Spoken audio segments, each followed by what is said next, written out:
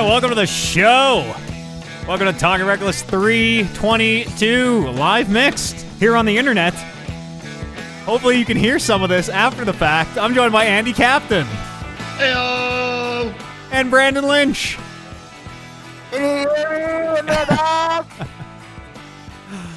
Oh, welcome. Here to talk about, a little bit of this, a little bit of that. I don't know, maybe a game or two. Anime, primarily. Oh, love anime these days. Anime, so good. So colorful anime. You know, a lot of very rich folklore. Go listen to Super Saiyan Pod Super Saiyan. Episode 4 out now, where, these three fellers, the three amigos right here, myself included, and of course our boy, the perfect console above, finished off the kind of last half of Dragon Ball Z Kai, the last, 100 episodes or whatever. Yeah, it was a doozy. Yeah, big one. That is up now for you. Go check that out. Super Saiyan Pod Super Saiyan right here on the main feed. How's everyone doing? Another week in the world. Yeah, it's not getting any better, but it didn't seem to get significantly worse since the last time we reconvened. Well, the numbers are going up. The numbers are going up. They were always going to. This is fine. Yep. Everything's fine. Now we're living it. Everyone needs no one panic. That's right. Wear your masks. Be safe. Be smart. Mm-hmm. Make sure the people around you are safe and smart. Sometimes it's the hardest part of it all. But yep, bring a weapon. Yes. I mean, like a nice Something bat. non-lethal but painful. One of those, never mind. It was, nope. I was going to say one of those, I don't know if they're only for police, but those, police batons that, shoot out. And those telescoping nightstick things. Car antenna. Bring a car antenna. Yeah, exactly. Car antenna. That fucking hurt. Oh, what you been up to, gentlemen? Tell me about your lives. Andrew? Life's been all right. I've been spending a lot of time outside these days. Yeah. We've had a couple of nice days, so I've been around bonfires and with friends most of the time, which has been good. Looking for any opportunity I can find to go out into the world and spread coronavirus. We call it COVID now. Let's go the times here, right? I believe that Alberta Health Services still has their website set to coronavirusinfo.ca or something. So I think that is still allowed to be said. I mean, it is a coronavirus. It is not the only coronavirus. I'll say there's COVID. There's people that know about the virus, and there's people that spread the virus. Yeah, and I guess we know which one Andy is now. That's right. Wasn't it the first? Were you saying something about running out just kissing people or something when we were first going into lockdown? Yeah, I was gonna run out and kiss everybody willy nilly. Yeah, that's sad too. I mean, so you're like 80% random kissings. Dial back a little bit, but obviously, you can't just quit overnight. Well, since the numbers have started going up, I think I'm down to 50%. So yeah, smart. If I'm walking, you're adapting, if I'm adjusting. Yeah, when I'm walking down a grocery store aisle, if there's 5 people, then I go a bit lower than 50. Then I'll only kiss 2 out of the 5. So smart. I'm generous in that sense. But yeah. Yeah. Truly the gift that keeps giving. I love your Santa mug, by the way. It's very here on the 28-degree day of the year. It's also a hot tea. Yeah, shit. I had hot soup for dinner here as well. So I mean, it cools you down. I always heard you eat hot food and then you sweat and that cools you off. Yeah, that's the same thing about a hot shower. So that checks out. Yeah. Yeah, you're supposed to have hot stuff. I don't want it. But except for right now, obviously. But yeah, I'm not going to sit out around a fire on a hot evening and drink a tea. But Brandon, how's your life been? What have you been up to? Good, just working. I had a coffee out in the heat today. I always have a coffee. It's never too hot for coffee. That's true. Yeah, I don't know. You don't do the iced coffees? No, I don't like iced coffee. Yeah, I don't even fundamentally like the idea of iced coffee because if it's made coffee, cold brewed coffee, or whatever, coffee made cold, fine. But hot coffee poured over ice is just watered down, shitty coffee. Yeah, I don't know. Maybe I'm a loser then, because whenever it starts getting warm out, I am hitting that McDonald's drive-through as quick as I can for a nice caramel iced coffee. I love it. I love it. It loves me like an ice cap, like something blended up and sweet and creamy. Yeah, if I'm gonna get a cold drink, those Tim Hortons ice caps are usually my go-to. I never got into I'm those. a Slurpee a day guy now. Just trying to moderate the temperature with different beverages, as you do. Do you like black coffee, Andy? Just like a cup of plain black coffee? No, I'm not really a coffee guy. Like iced coffee is the only type of coffee I actually like. Otherwise, I just drink it for the effects. Yeah, that kind of checks though. Yeah, but it's got to be like an emergency. Like I had to have been up late the night before, playing Apex with the fellas, had a couple beers, going to work at 4 a.m. Then I'll drink coffee. Do you just go? So No, do you? coffee for me is like like it's my I have one every day. Kind of gets me to like my baseline level. It's like Where that first energy bowl drinks, in the morning. Yeah, like energy drinks are the thing that now, like whenever I have one energy drink, I'm like, oh fucking baby, what the fuck? Do you find I find if I have a lot of hot caffeine for a while, then and maybe this is all just in my head, but hot caffeine stops affecting me, and then I'll drink energy drink and do that for a while, and I'll build up a tolerance, and I'll go back to hot caffeine and. Mm. Yeah, I usually like it was like when I was working like the 4 a.m. shift at the station. I was doing that. I was like flipping back and forth so that I wouldn't get accustomed to anything else. But now that I'm a fucking 9 to 5er, I usually just a cup of coffee in the morning, cup of coffee in the afternoon. That's it.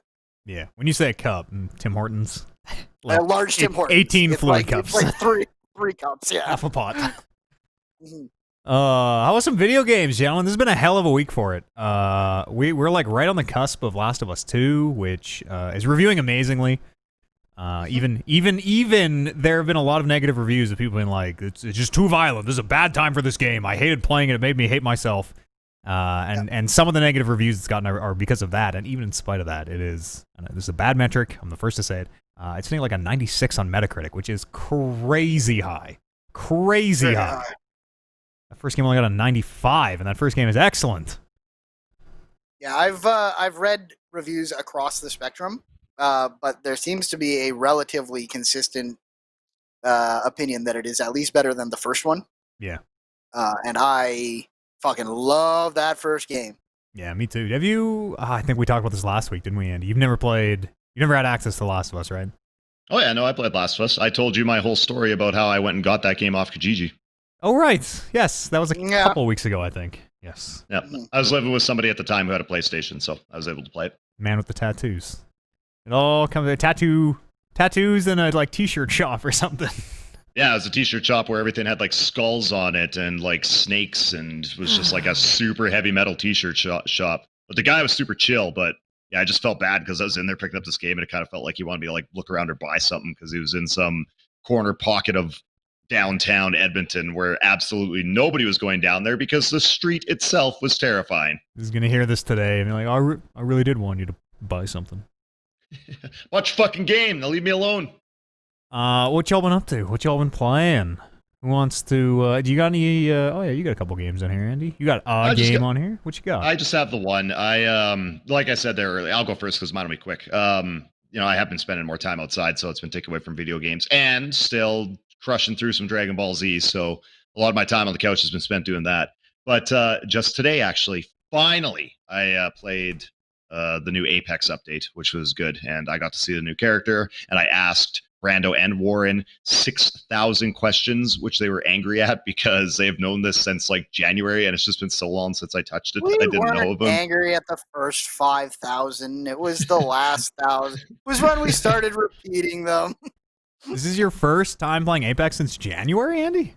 Probably. It's been a very long time. Holy shit. I don't know. I think it's just because all of us have been kind of on at the same time playing games. So yeah, Call of Duty came out in there, and I remember we were playing Warzone for a bit during the winter and stuff. Yeah, so my game time was being ate up by some other stuff, but I mean that game I still really like that game. Like it's I can't do it for long periods of time, a few days in a row, but like it was a lot of fun. We won a couple rounds today, which was really good. Felt good. That new character is really cool. I didn't fully understand exactly how she worked. I thought that with that alt that she has, she sucked the items inside of the alt, and then that's how you access them. I didn't realize she just like picked them up on the area, and then you kind of just went into it, and then they just disappeared off the map after you took them. So I thought that was really neat. Like they stay where they are on the ground, and you just get them through her, right? And they just disappear where they are. It doesn't like pull all the items to one central area. Yeah, exactly. Which is kind of what I thought it was when I first heard about it, where I was like, oh, it's like some big gravity thing that just sucks all the items into one big pile. which I thought sounded stupid. So I was like, oh, then you got to sort through it, and there's probably like 100 things, and you're trying to press X on the right one. Taking damage no, as the like way- boxes fly into you. As it turns out, they at Respawn knew what they were doing, and it is a very good system for getting that stuff. It'd be Yeah. like it would be strategically it'd be interesting if it pulled all the items to one place. You know, oh, we're gonna pull all these items here, set a trap or something. I don't know. Yeah.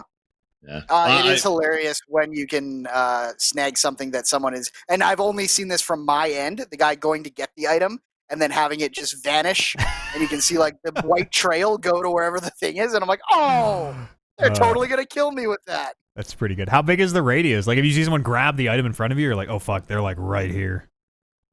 It's pretty good. You can get like a big building covered with it, or I think the best place to usually do it is when you're like when there's lots of death boxes inside. Lots of people have been knocked, but there's still fighting going on.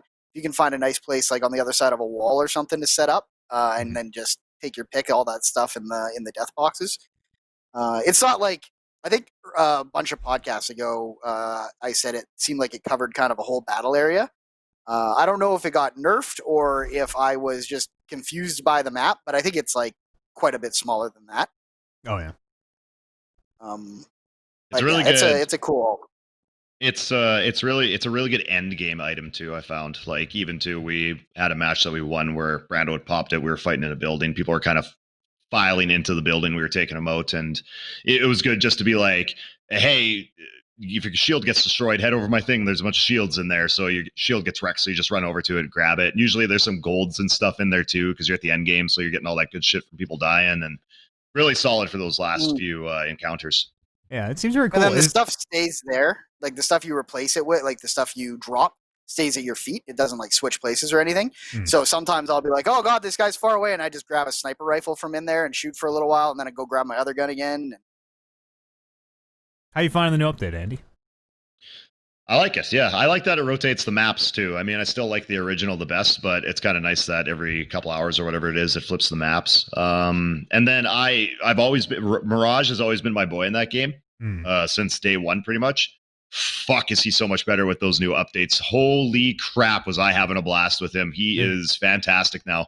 Did they change him? He doesn't just like didn't he used to just like make a bunch of copies and they just would all like run like they wouldn't outwards? They wouldn't run anywhere unless you did it over a ledge, and then they would actually run for real. But otherwise, it just made a circle, and then you turned invisible, which was good.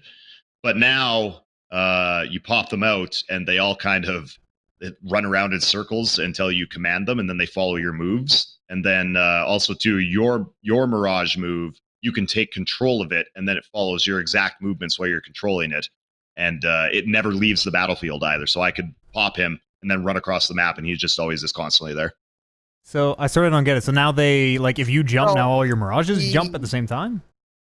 Yeah, you put them out there either with your regular bumper where you throw one, or your ult where you throw like 10 of them, and then they'll kind of do their pre-programmed thing, which is usually kind of run in a straight line away from you.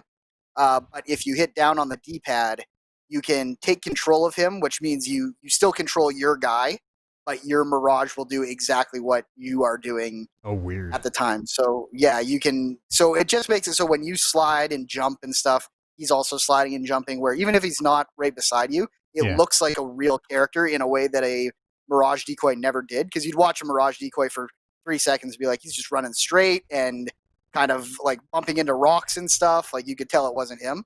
Where even now, watching one of them run across the map, even when as soon as they jump, I'm like, oh shit, that's got to be a real Mirage. Not thinking that, oh no, that guy can just he just jumps whenever his owner jumps now. Do they both shoot? If I'm shooting you and controlling it, does the Mirage also shoot at you? Or does it just shoot Did you ever forward? figure that out, Andy? No, we were going to look into it, but I didn't want to... For sure.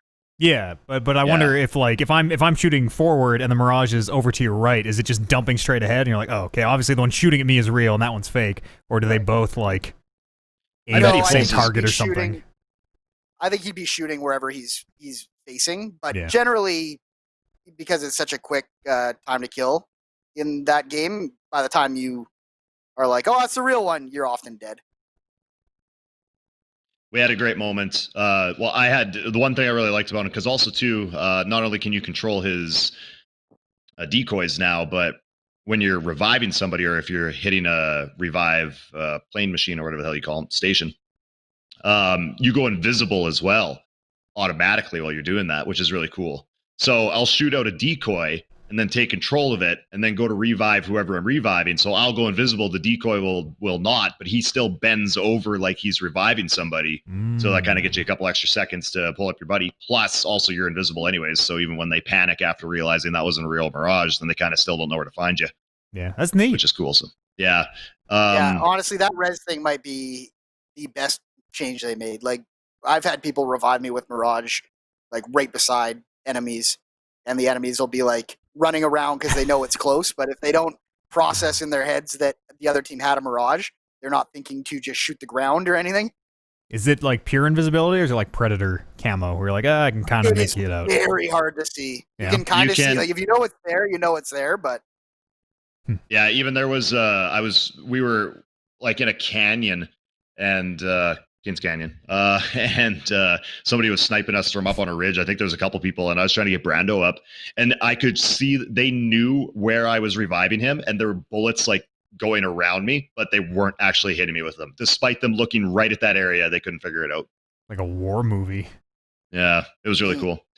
We had a great moment too where I sent out a decoy and it was on the other side of a wall.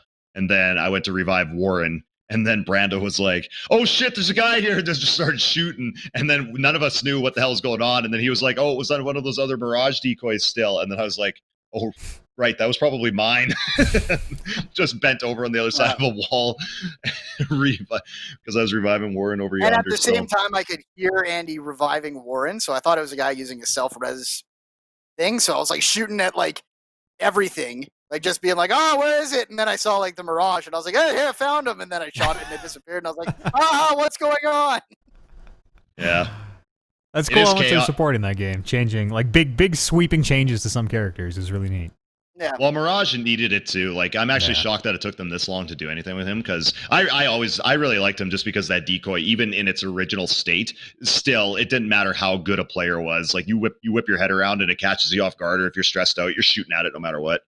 But that alt needed some work, so I'm glad that they did something to it. And my God, is it ever like we had to fight a Mirage, and I realized how powerful it actually is now, because it was just fucking chaos trying to figure out where this guy was. So it's really good. I like it. It's a lot of fun. Yeah, you guys doing the PV stuff still? That's just like a little bit a week, and then you're done, right? You get the challenges done, and then it's like literally 10 minutes, maybe a week. Oh yeah. Very easy. It's not that interesting either. Yeah. We're kind of far enough in it that we hit it because it's such a non-commitment and you can bang it off before you play multiplayer. But I'm not very impressed by it at all. Yeah, that's too bad. Yeah, whatever. Base game's still good. Something to build off of, maybe. That's their battle pass stuff, though, right? That's the stuff they're charging for. So arguably, it should be more into that. Is that correct me if I'm wrong? I think that's the battle pass stuff, isn't it? Yes. So you're. I'm not actually positive, but I do know that the battle pass did not go up when they added it. It didn't go up in price. So. But the old battle pass was kind of like, it was a little bit lacking. I thought was kind of the consensus. Yeah, I feel like I've never had a battle pass. Well, the Rocket League battle pass might be the only battle pass where I'm like, wow, you get lots of really cool stuff by having this. Every other battle pass I think I've had in any other video game, I've been like, this is all fine. I use them more for the challenges to like motivate me to have something to do than I do for anything else. So I think Price came to the new season of Call of Duty. Price is probably in that new battle pass. Yeah, Warren was poking around with that when I got home. He has a finisher where he shoots the guy in the head. Like, you can just see the gun come into frame and it shoots him in the head, and then it pans over to him and he's smoking a cigar. That's pretty dope. I'd pay some good money for that. Yeah, we were saying it's the thought it puts into your head that he is always running around that war zone smoking a cigar is excellent. Apex, Andy. Sorry to switch this over there. Apex. That's okay. No, that's pretty much all I had to say about it. Oh, and then I'm excited too because my favorite gun in the game was always the Wingman, and then they took away the Skull Piercer, and I kind of lost interest in it. It just was not as good anymore. The Skull Piercer's back, so I'm very happy about that. I was tearing it up today with that. Yeah. Just it makes headshots more fatal. So I was pretty jacked about getting that back. It's tearing it up a bit. So That's felt cool. really good. I like what they did. I like the boxes. You go into the boxes now, and the way that they have it structured is you have all the guns that the person was carrying are at the top. Then you have a line of ammo underneath that, and it only shows you the ammo that you need or that you can use for the guns that you have. So you don't have to like look through a bunch of ammo you don't It need. lights it up. Like I think it Yeah, it shows lights it up. all of it, but it like prioritizes the stuff that you have in your inventory, so it's easier to grab. Is there any Yeah, reason so to not, unless you're in a hurry, do you not just like pick up all ammo? Like I'm just vacuuming up everything I run over. Well, no, I'm not We going have to pick up ammo slots, for right? guns I don't have. Yeah, like I'm not going to pick up a bunch of sniper it's ammo been if I a don't have very sniper. long time since I played it. You can't. Ammo takes up slots. If I have too much sniper ammo, I can't get enough light ammo. Yeah, it's like Yeah, every exactly. amount of Is it every always amount. like So you have a bat. Yes, and you always had like you start with 8 slots, and Yeah. then backpacks increase the amount of slots, and then there's a cap for an amount of ammo that goes in one slot. So like 16 shotgun shells is one slot. So if you pick up more than 16, it starts working on that second slot. Been a long time since I played Apex, apparently. Nice. Hell of a game. Yeah. Brandon, you want to talk about the game that we've been dying to talk about? Oh, one of my favorites. Surprisingly, I think a lot of people. Alan Wake. Oh. That's I didn't know we were going that one. But serve there. Yeah, let's talk about Alan Wake. Let's talk about Alan Wake. Why are you replaying Alan Wake?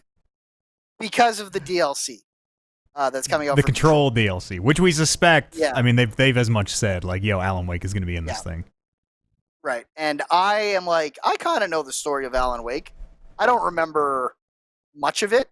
I remember like some of the big plot points, but I was like, well, I want to be able to go into Control, and when they drop the little things for the big Alan Wake fans, I want to get them. I want to get it. Yeah.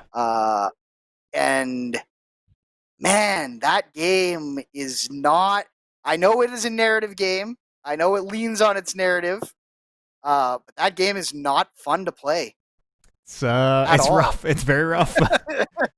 It's bad. That fucking flashlight on the dudes until they blow up and then shoot. It's bad. And I'm playing on I'm playing on easy. Like I knew from the get go I was not upping that difficulty any more than I had to. Yeah. But there's something like so. This is so boring to do that I'm actively trying to like bypass the combat and like run around everyone and trying to like split 2 guys and like trying to find the one that you have to kill because he's technically a boss character to progress the story. And I'm like, oh no, I don't even care about you. And I think that's probably hurting me more than it's helping in the long run. It's not hard. I should just flashlight everyone and shoot them. Yeah. But I do like 3 of them, and I'm like, that was stupid. And then like 5 more come out, and I'm like, oh, maybe I can just run by you to the next checkpoint. It's not. It has not aged well. It was not great when it was brand new. I remember it has certainly not aged well. Yeah. The stuff around it though is really good. You know, Barry's really good. Christmas lights on his jacket and shit. Barry's good. I think the whole idea. I don't think the performance is that very very good for Barry. Which no for just Alan in general. Wake, sorry, in general and specifically for Alan Wake. Yeah. Which is something that I think was maybe the biggest thing that in my head it was better than it is. I always knew the game was bad, but there was something about like, yeah, but there was like a really good like character performances and stuff, and I'm like, no, the Alan Wake character is like not. First of all, not pleasant as a character. Yeah, he sucks. And second of all, yeah, he sucks. And second of all, like really bad acting. It seems like in a lot of spots, maybe intentionally so because it's like supposed to be campy horror, but. I played it within the last couple of years. I don't remember it. So I played it probably a year before Control, I think. And I wonder if now, because what's his name in Control? Dr. Casper Darling is the actor who plays Alan Wake. Which was really a great performance. Yes, and I was going to say, maybe because we've seen him at his best now. You see him, whatever that was, 11 years ago. Oh.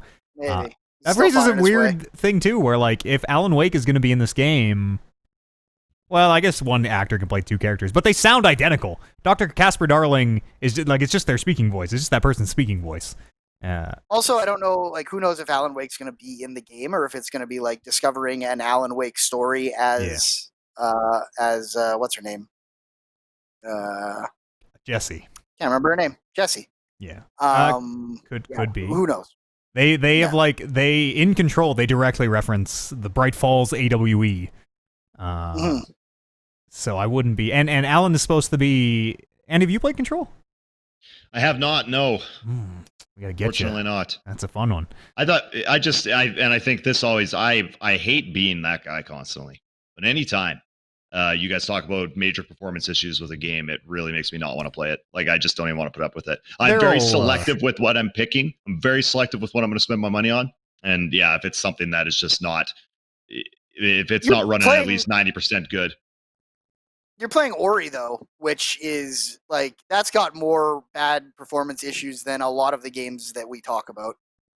See, and maybe that's just I'm not getting the level of bad that you guys are setting the bar at when you speak of these things. Because the way I'm hearing it, and I'm thinking, fuck, great, another game I wanted to play, and apparently it runs like shit. Whereas, like, there's maybe a couple little hitches. Like with Ori, I was going to play that game no matter what, because I played the first one, loved it. I need to dive into that one, right? So, like, when you were saying it had those performance issues, I didn't get into it as quick as I was going to because of that. But then once I started playing it, I was like, this really isn't that bad whatsoever. Like, they're so minor. I think Control would be... Control has worse performance issues than Ori. But I think even in spite of its performance issues, there will probably... We should wait for next gen. I can almost guarantee there will be a version out on next gen that'll run much better. But even in spite of its performance issues, it like Alan Wake, Control, for me anyways, it plays pretty well, but it is not a game I go to for the tight technical combat or anything. It is the setting and the world and all these weird items that have very unique properties and things. And they're like big, dumb mythos they're building around all of it. Okay. If I play Control, do I need to play Alan Wake? Absolutely not. No. Absolutely not. No. You do not need to play Quantum Break either, even though they kind of tie in Quantum Break in a way. I'm never going to play Quantum Break. Fuck that. They're the kind of things that I think if you knew if you had played those games, you would get a couple chuckles per game or a couple per game of like, oh, I know that because I played this other game. But I feel like as a man who had played Alan Wake, the stuff even that I heard, the ha's, were not worth the time I spent with Alan Wake and are certainly not worth the time that I'm spending with Alan Wake twice. I think Alan Wake is still... I really enjoy Alan Wake. It has a special place in my heart. It's a fucking, like, it's worse than a B game. It's a C game. But I like dumb music... Oh, sorry, go ahead, Andy. Yeah, no, you were still finishing your thought. My apologies. When Brando said that he was trying to get past some enemies he didn't want to fight and just try to make it to the checkpoint, whenever I hear somebody say that about a video game, it's just like, okay, that's probably not a game I want to play. Anytime, like, your biggest motive is to just carve your way through the bad guys and hope you don't die just to get to the checkpoint. I'm like, yeah, that's just not cool. Alan Wake was apparently 2010. Never mind. It's not. It's old, but it's not like that old. It's the same year as Mass Effect 2. You're right. It's the same year as Mass Effect 2. Like, it's kind of unexcusable. The thing with Alan Wake, the Alan Wake story is at very least interesting. Like, that's kind of what it hangs its hat on. But it's not even that the combat doesn't work well. It's even in concept. It's just like, it's like a left trigger, right trigger game that's very loose, and I have to hold left trigger for a very long time before I pull the trigger. Yeah, it sucks. Which is not what you want to do. You want to be fucking popping shit off and stuff. This is like slowly backing up until a guy's invisible meter fills and he's stunned, and then you shoot him 3 times and he's dead. Yes. But you know the name Alan Wake, Andy, would be like all you need from Alan Wake. When the name Alan Wake shows up in a written document, you're like, oh shit, hey, that's a guy from another game. That's crazy. Okay, that's a guy from a shitty video game. All right. Yeah, it's not. It's kind of a shitty video game. It didn't used to be. It wasn't always.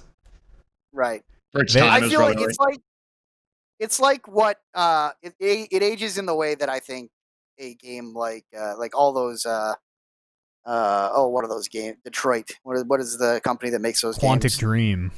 Quantic Dream. Yeah. I just wanted to say Quantum Break again so bad. It's a lot I feel like like Heavy it Rain. ages that way where it's like the story is probably going to be always good Yeah. or acceptable, or at least you're going to be able to tell like, oh, this was a game designed around its story. But the farther away you get from it, you're going to be like, this is not fun. You can have a good story and make a good video game. It doesn't need to be one or the other. I'm like weirdly invested in the Alan Wake lore for some reason, and there's a lot of threads left out there. Do you know who? Is his name Mr. Scratch? What's the evil Alan's name? Mr. No, I can't remember. Sketch? I haven't met him yet in my second playthrough. Yeah, he's the guy only... from the very beginning with the axe. No, he. Where does he show up? I think Alan like you just run into him. I can't because he. Only on episode 2. I just met the psychologist. Does anyone in chat room? It is Mr. Scratch. Do you remember how does he come into the picture? I remember. Yeah, and the American Nightmare DLC is all about him. He's like the TV version. He's the darkness version of Alan or something. But when Alan goes, you remember the end of that game? Am I okay to talk about the end of that game, Brando? You can talk about the end of the game. Okay. I don't remember it that well, but I don't care enough to. The implication like you're going to is say it, I'm going to be like, oh yeah. Kind of that Alan goes into this, we'll just call it like the Shadow Realm or whatever. Alan goes into the darkness, and then Mr. Scratch goes out into the world and is like, I remember he's like interacting with his wife and stuff, and maybe I probably don't have all of that totally correct. Novels? Alan is writing the novel, but I think Mr. Scratch takes over or something, because American Nightmare is you trapped in Scratch's novel, maybe? There's the whole thing about how like you're picking up pages of the manifest that are actually saying what you're currently doing, but you don't remember writing them. Yeah, so that's your that might have been Mr. book, Scratch. I think. Well, why don't you remember writing it? Because it's a really, it never comes together tight. It's a loose, like, at the end, Okay. It's like, that's how what's the man in the diver, or whatever that guy's name was, or the guy who goes into the lake. It's like, that's how the guy in the lake wrote it, was that you would write the book and then lose them and forget. It's all to his book, or whatever. Okay. It just I'm like not Control, sure I care either. there's kind of no hard, fast rules, and they seem to change depending on what angle you're looking at them from. Much like Dragon Ball Z. Exactly. Yeah. But I totally think we could see Alan Wake by name, maybe as Mr. Scratch in that AW expansion. I don't know. They mention him as in Control. The like special people who can become the bureau leaders are called candidates, prime candidates, and Alan Wake was candidate 6, I think. But he didn't become the Control head because he was trapped wherever he's trapped. It's not a lake, Brando. It's an ocean. Ocean. I really like Alan Wake. You gonna talk about this other video I have no game further comment on Alan Wake. Yes, let's move on to the other one. Yeah, all right. I finished Final Fantasy VII Remastered. Does one really ever me- finish Final Fantasy VII Remastered? Well, there's probably going to be 2 games at least. Yeah, at least 2 after more this, parts. Yeah, over you know, possibly 14 years. How about that game, But- huh? How about the last, like, Yeah.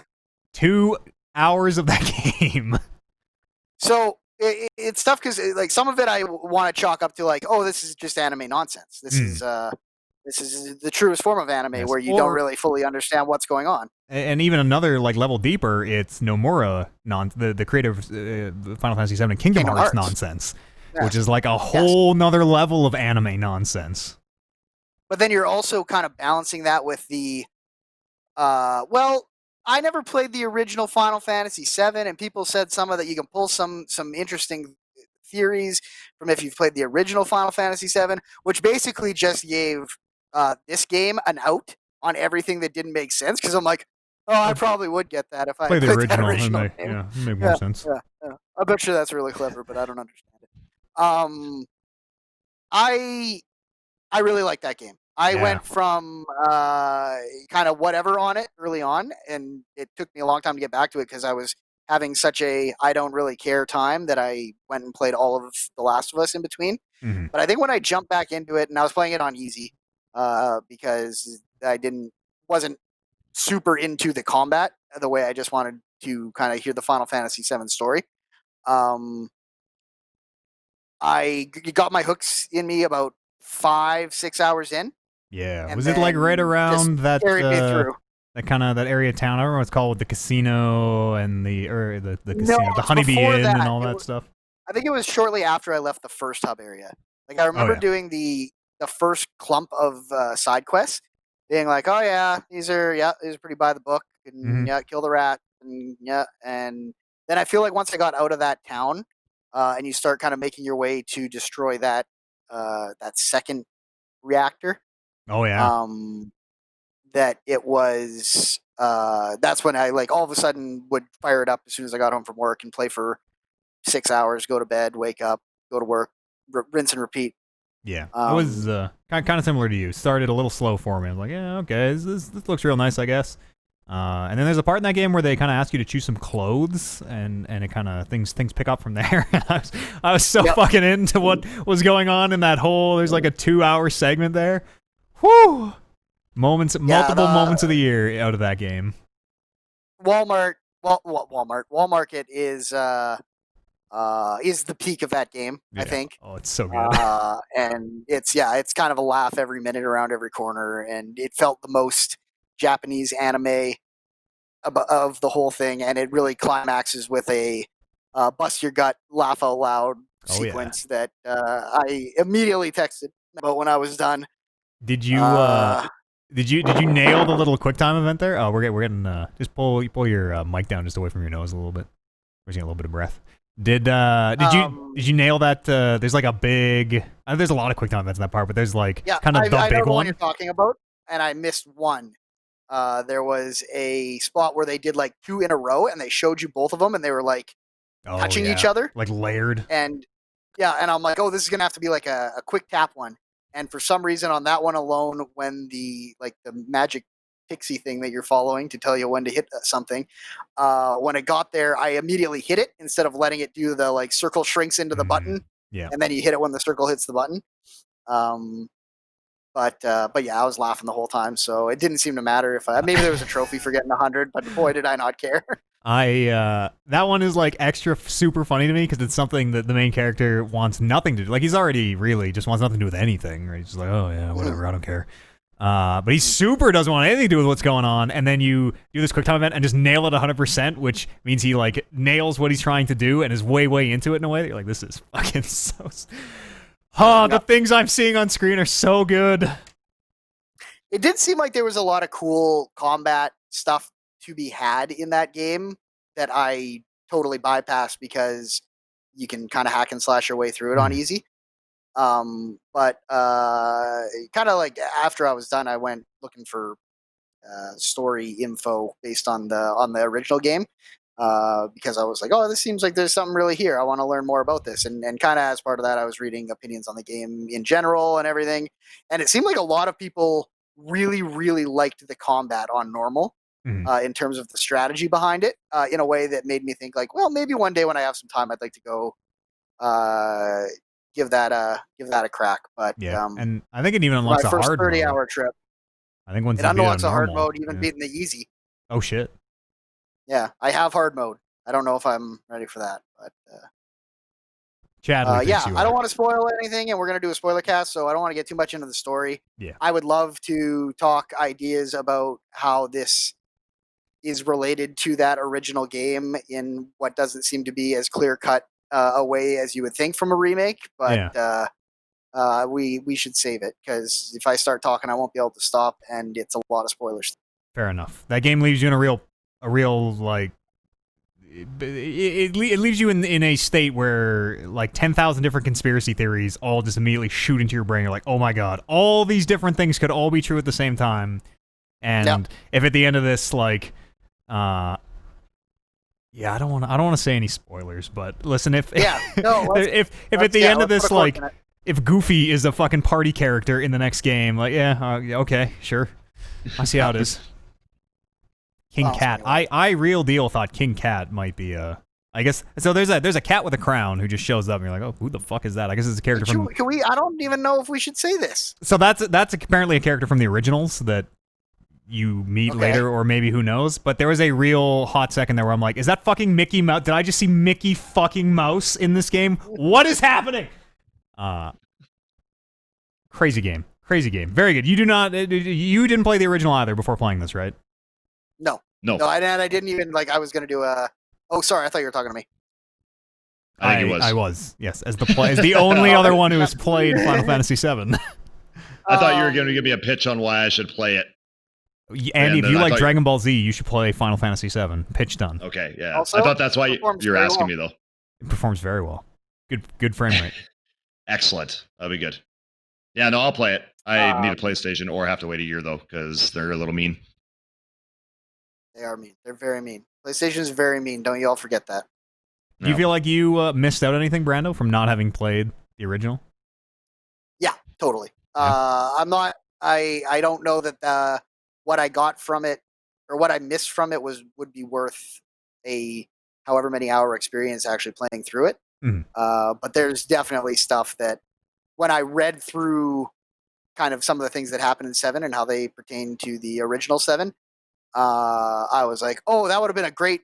I would have been a big old shit-eating grin for that moment if Yeah. I had understood that reference and stuff like that. So there's little things in there. I by no means think that you need to play. It's a totally enjoyable experience without playing the original. And there But are I think there's surprises. definitely stuff to have. Without having played the original, there are like surprises where you're like, oh damn! Like if I'd played the original, some of this I would just know beat for beat because some of it is very one to one. And there are some surprises where you're like, I don't even know who these characters are or how they know each other, and I wonder how it would be playing it today, playing Final Fantasy VII Original today, and then going on to the remake. They throw some characters at you in Shinra near the end at the tower. Yeah. That like it seems like maybe you're not going to encounter them anymore, and if you don't, like in the future parts of the game. Yeah, like I don't know. Like, I sort of got the sense that they were like out of setting there. up their big bads for the next parts. You think so? I couldn't kinda get a what I read on got. if they were setting up their big bad. Like it seemed like I was maybe headed in a direction where I had no reason to ever think about these people again at the end of the game. But maybe I'm not shit. sure. you're now that you say that, it's hard to know. Yeah. I don't know. And very if I never see them again, I'm like, I have no idea why half these characters were in here. Maybe they had a more important role in the original game, Yeah. and they wanted to kind of give them their remake models and be like, look at how cool this person looks. But I was like, fuck, I don't even know who half of you are or what you do. Yeah, I very much got the impression that we will probably see some of those characters later. Because you're right, a lot of them you just see them in frame for like 2 minutes. You're like, what? That's it? Okay, see you later. Any closing thoughts here on our kind of spoiler-free Final Fantasy VII talk? Like you say, we'll have a spoiler cast coming before too long here. Yeah, I don't think so. It was it's a fun game to play on easy because you can kind of rattle off moves so fast that it's like you can't even tell what's going on. It's just like a big fucking fireworks show. Yeah. In a way that I think on those normal modes it's a lot more methodical and doing the right attacks to get your ATP. Alberta Treasury meter Branch, up. ATB. That's right. Get your meters up so you can kind of pop that one move to turn the tides in your favor. Whereas this is just like, oh, everyone's got their limit breaks. Fire. I haven't really played. Oh, sorry, didn't mean to cut you off. Nope, that's it. I did all the side quests. I did a bunch of the VR stuff or all the VR stuff and a bunch of Chadley's little combat missions. Chadley. So I feel like I got a full experience. Took me just over 30 hours to beat, which I think was similar to you. Yeah, right around there. Yeah. I haven't really played jack shit other than more Red Dead RP, which I will probably just never stop doing at this point because I really like it a lot. I've played enough at this point where I'm not getting jaded with it, but I've played enough that I started to run to the rough. I started to run to the people who we talked a little bit about this last week. The people who, when you're playing make believe, are like, no, that didn't happen. I run into more of those people. Obviously, the more you play, right, you just interact with more people, you're gonna meet them. And fuck, does that ever break down fast when one person is just like, actually, no, we're not. I'm not playing make believe. I'm just gonna put a fucking stick in the spokes of this whole thing. In a way that, man, like if you want to get in there and really do some high level meta trolling and like you know, the ultimate objective of trolling is to ruin someone's good, like Schadenfreude, right? Ruin someone's good time and take pleasure in it. You can really do it in a roleplay sense. That, yeah, it was a rough week. I came off a bad experience. The most recent experience was a bad one where I left the end of the session. I was fucking mad, like not in character mad. I'm like, this dude fucking sucks ass.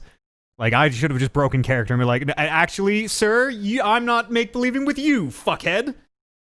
Good day. And then go right back to the character, yeah. Yes. Yeah. Just turn around and be in character to the guy behind you. Yeah. What were we saying?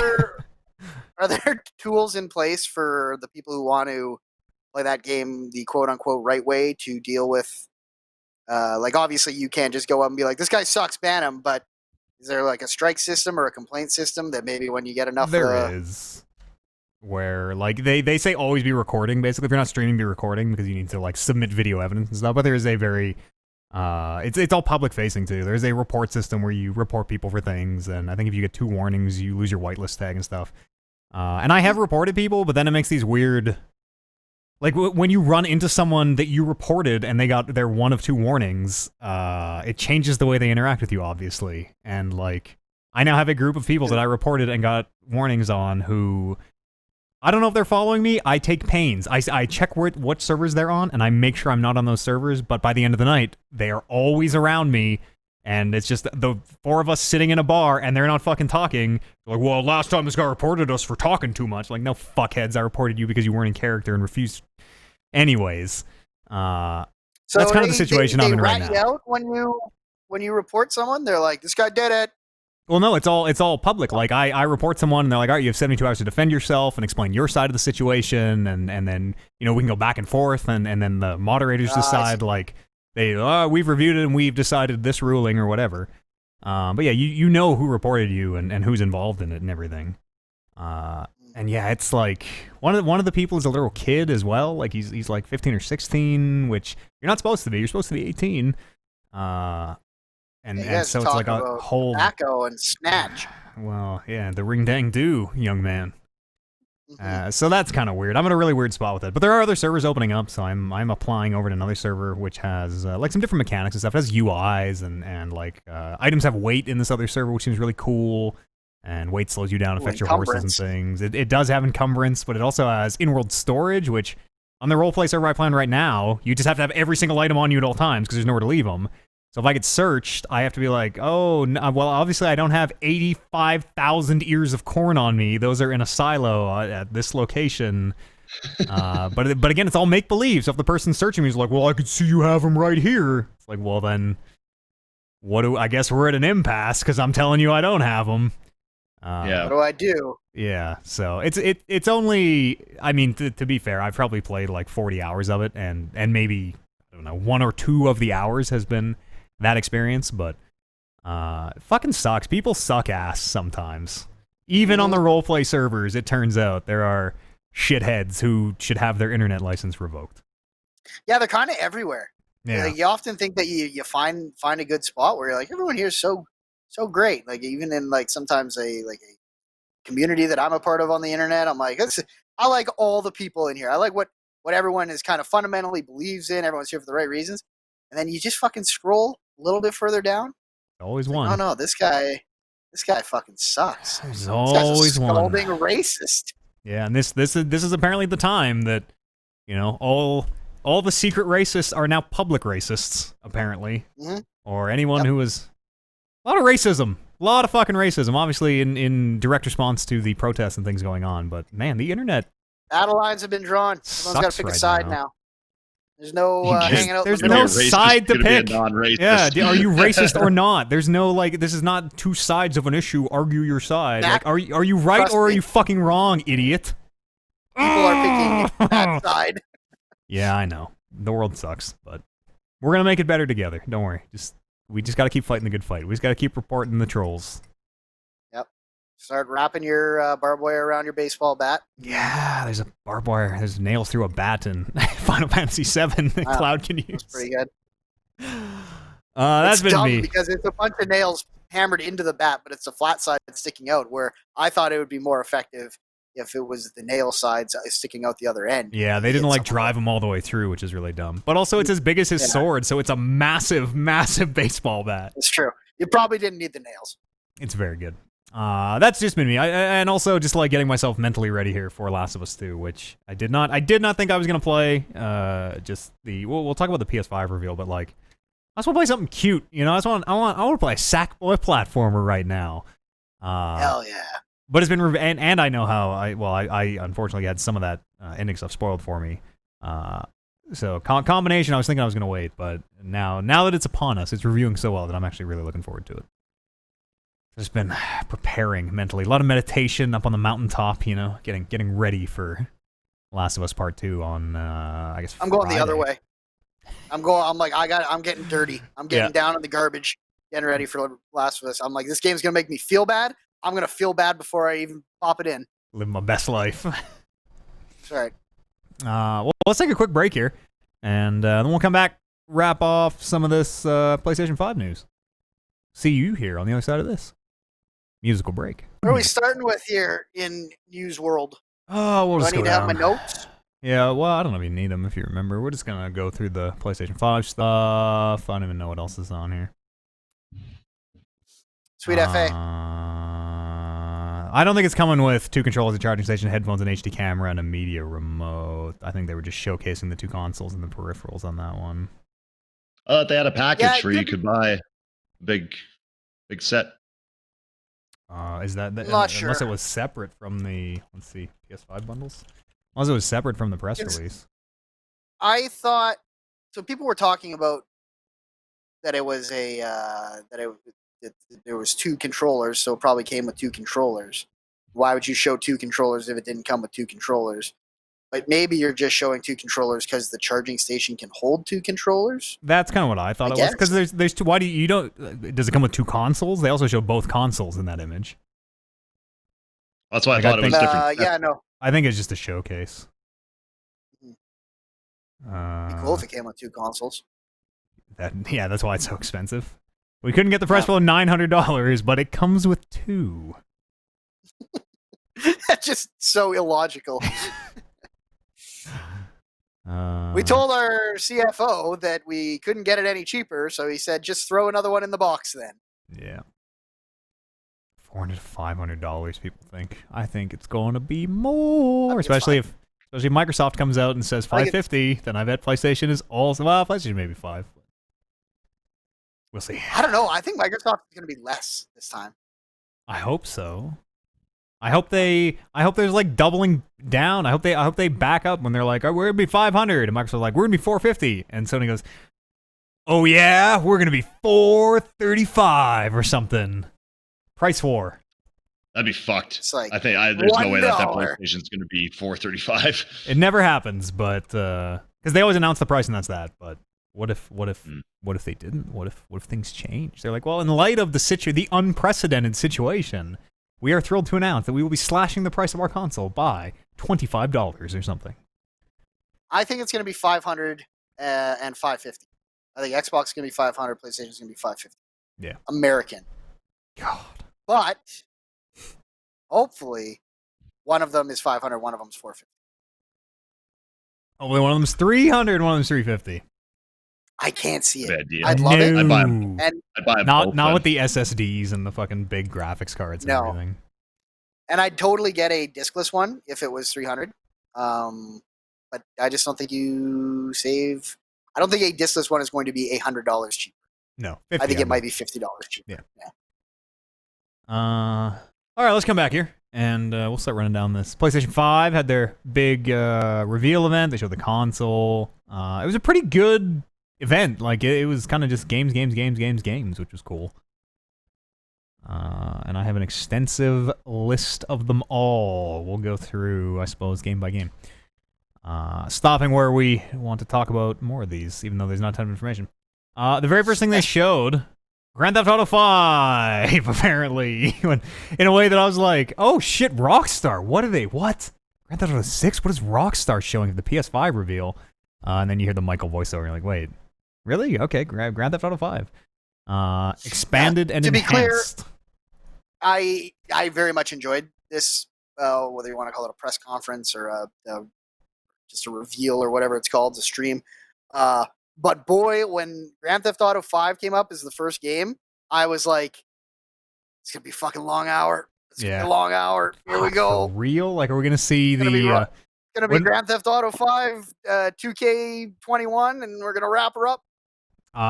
I sort of wondered if, and when we saw Grand Theft Auto 5, I legitimately thought we might see a Skyrim thing. I thought Bethesda might give us a very, very tiny snippet of who knows whatever the fuck is coming, like a 2-second, the Starfield title again or whatever.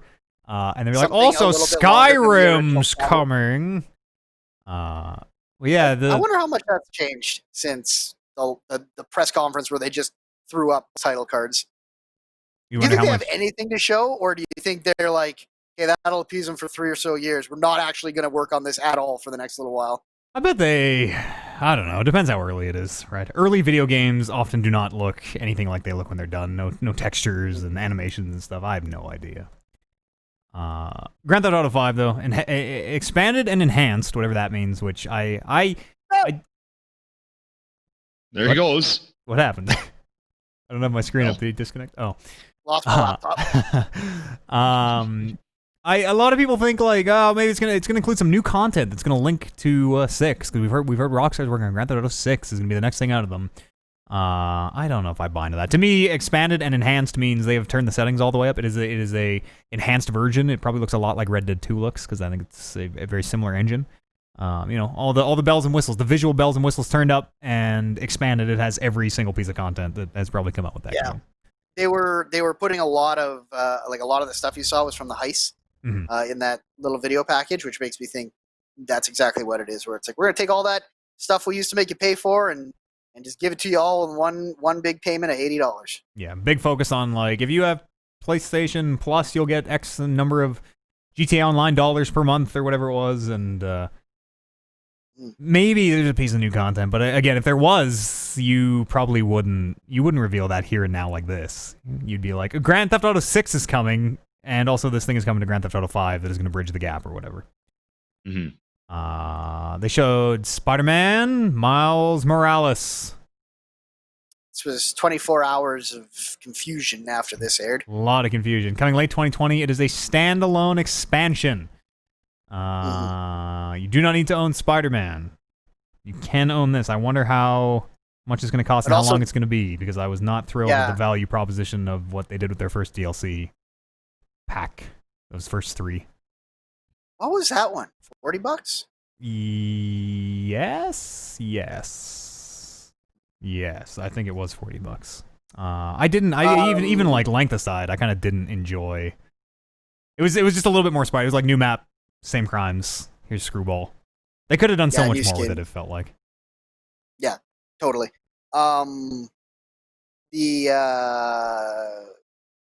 most disappointing thing about this is not hopefully it is a well-valued or well-priced and decently long experience, but I think the biggest bummer for me when I heard it was an expansion was I was very ready to play 30 hours of Miles Morales Spider-Man. Yeah. Whereas now I think at best maybe this sets up a kind of controlling 2 Spider-Man characters throughout that second game, and at worst you just go back to being Peter Parker.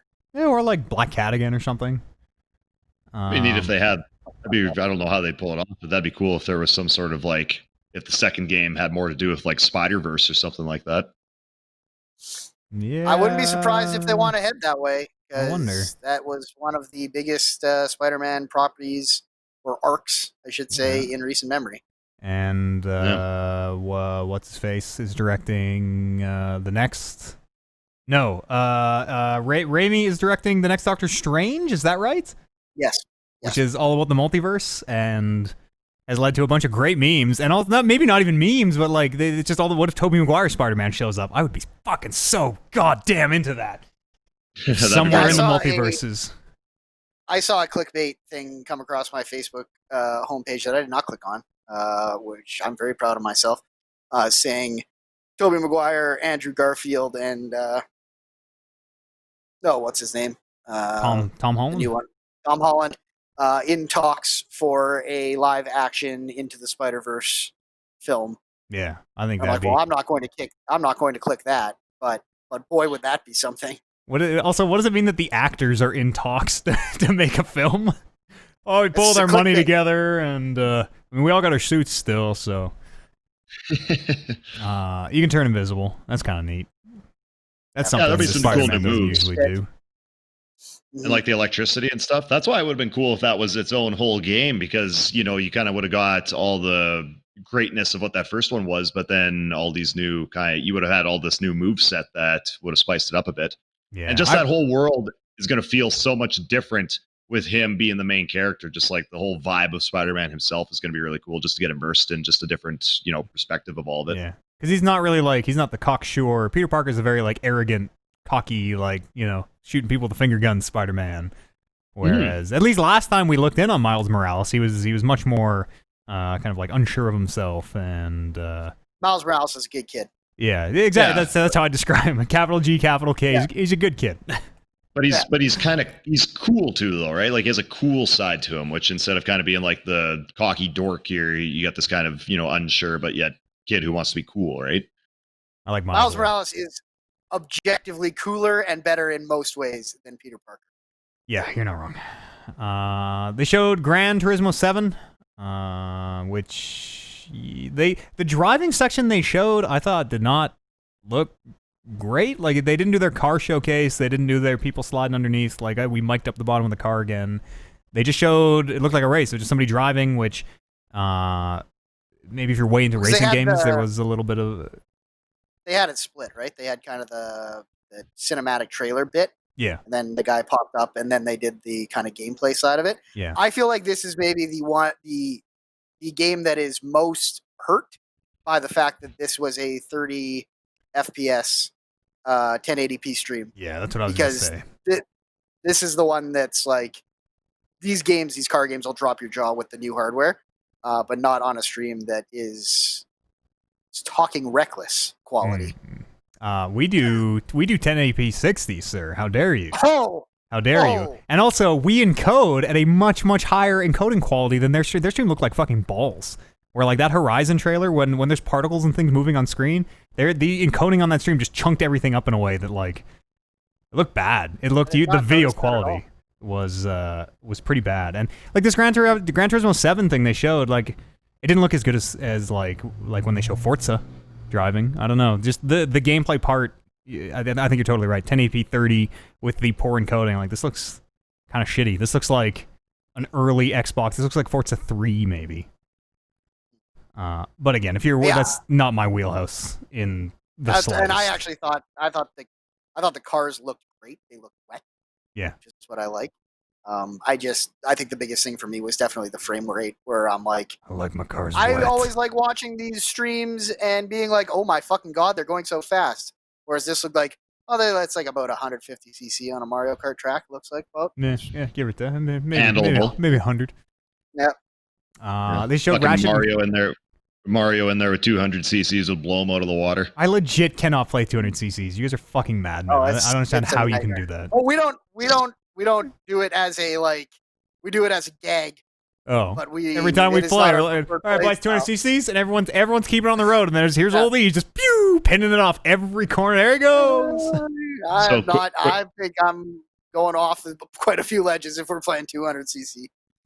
Quick sidebar, Brando was over one night and we were playing some Mario Kart online, and it selected 200cc in like the main search, which I don't think I've ever seen before. And I didn't tell Brando. I was just like, oh, you just wait. Oh god. And he's like, what are you talking about? I'm like, you just don't worry about it, just whatever.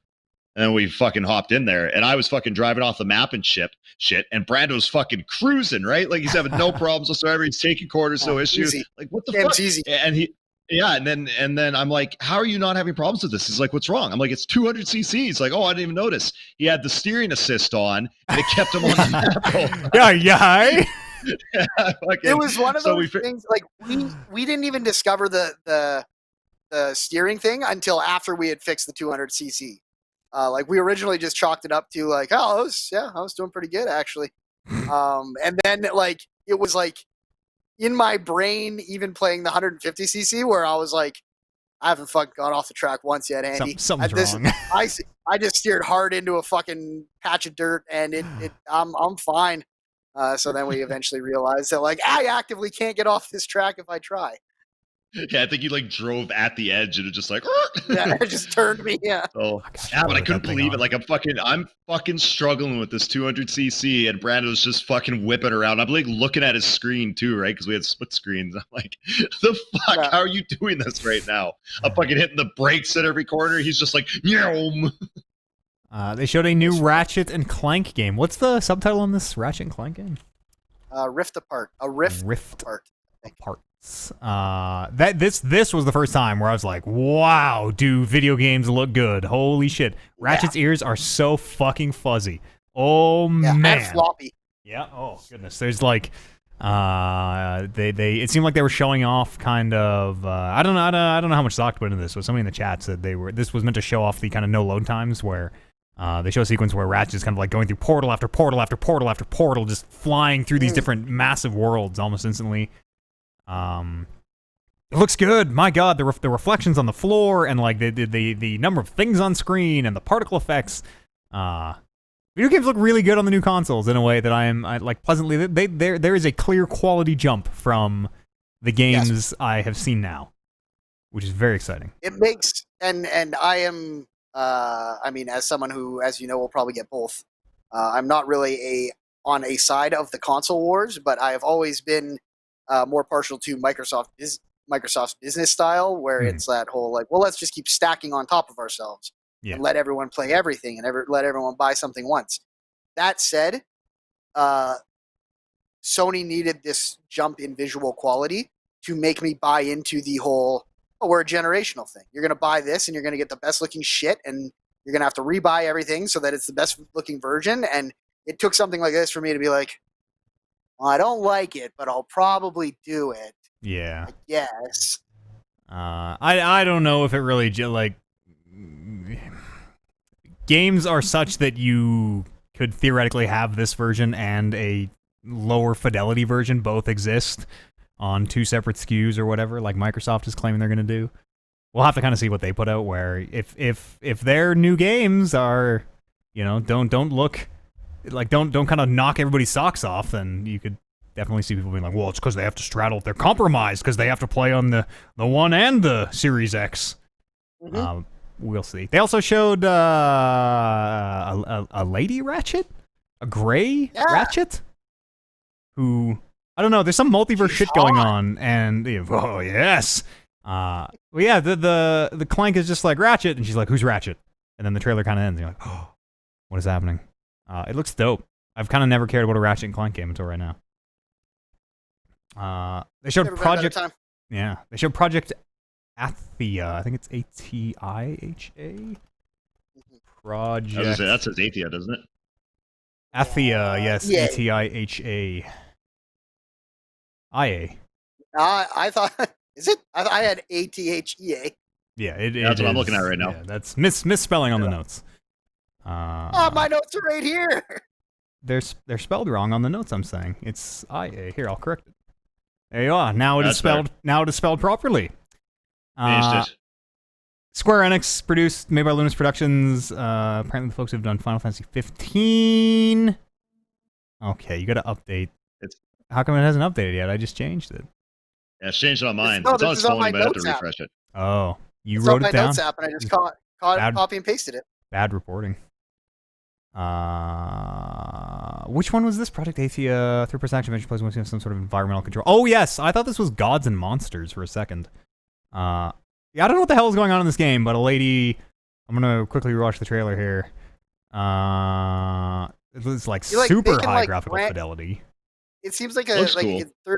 third person character action game, and you're like making the plants grow. Like you can have she's making branches come out of the ground and trap people in some sort of woods witch way. And it looks like she's kind of fighting like big like Shadow of the Colossus-esque colossi. Yeah, this fucking eyeball thing I'm looking at. Yeah, it looks like it's not clear what's pre-rendered. Well, it's kind of actually maybe a little clear what's pre-rendered and what's not. The gameplay stuff looks really good visually. I don't know what it actually plays like, but yeah, it looks gorgeous. I think you're gonna notice that we say that about almost every game too as we go on, where it's like, it fucking looked really good. Yeah, except Gran Turismo. All right, I have my sticking points. I disagree. But There was also like a huge variance in art styles on this thing too, where you have like your photorealistic games, you have your very high fidelity kind of Pixar style games, cel shaded games, these kind of like construction paper ones. Every game looked very different than everything else, which is pretty cool. Yeah, not too much info on that. Annapurna showed Stray. My ears perk up every time I hear Annapurna now that they've done Outer Wilds. They have feels like they have a very good grasp on quality indie products, whatever indie is nowadays. Stray is apparently a third-person cat exploration game. You're going to play as a cat, and you're going to walk around in this. All the humans are gone, and there's only robots. Yeah, it's like cyberpunk post-future, but what if instead of like people in the slums, there were people who had like just robot faces, like robot-shaped people. Yeah, they look like the robots from, well, except his face is on his chest, but the robots from Titanfall. Oh yeah. Like what's his name in Apex? The guy who shoots the zipline Pathfinder.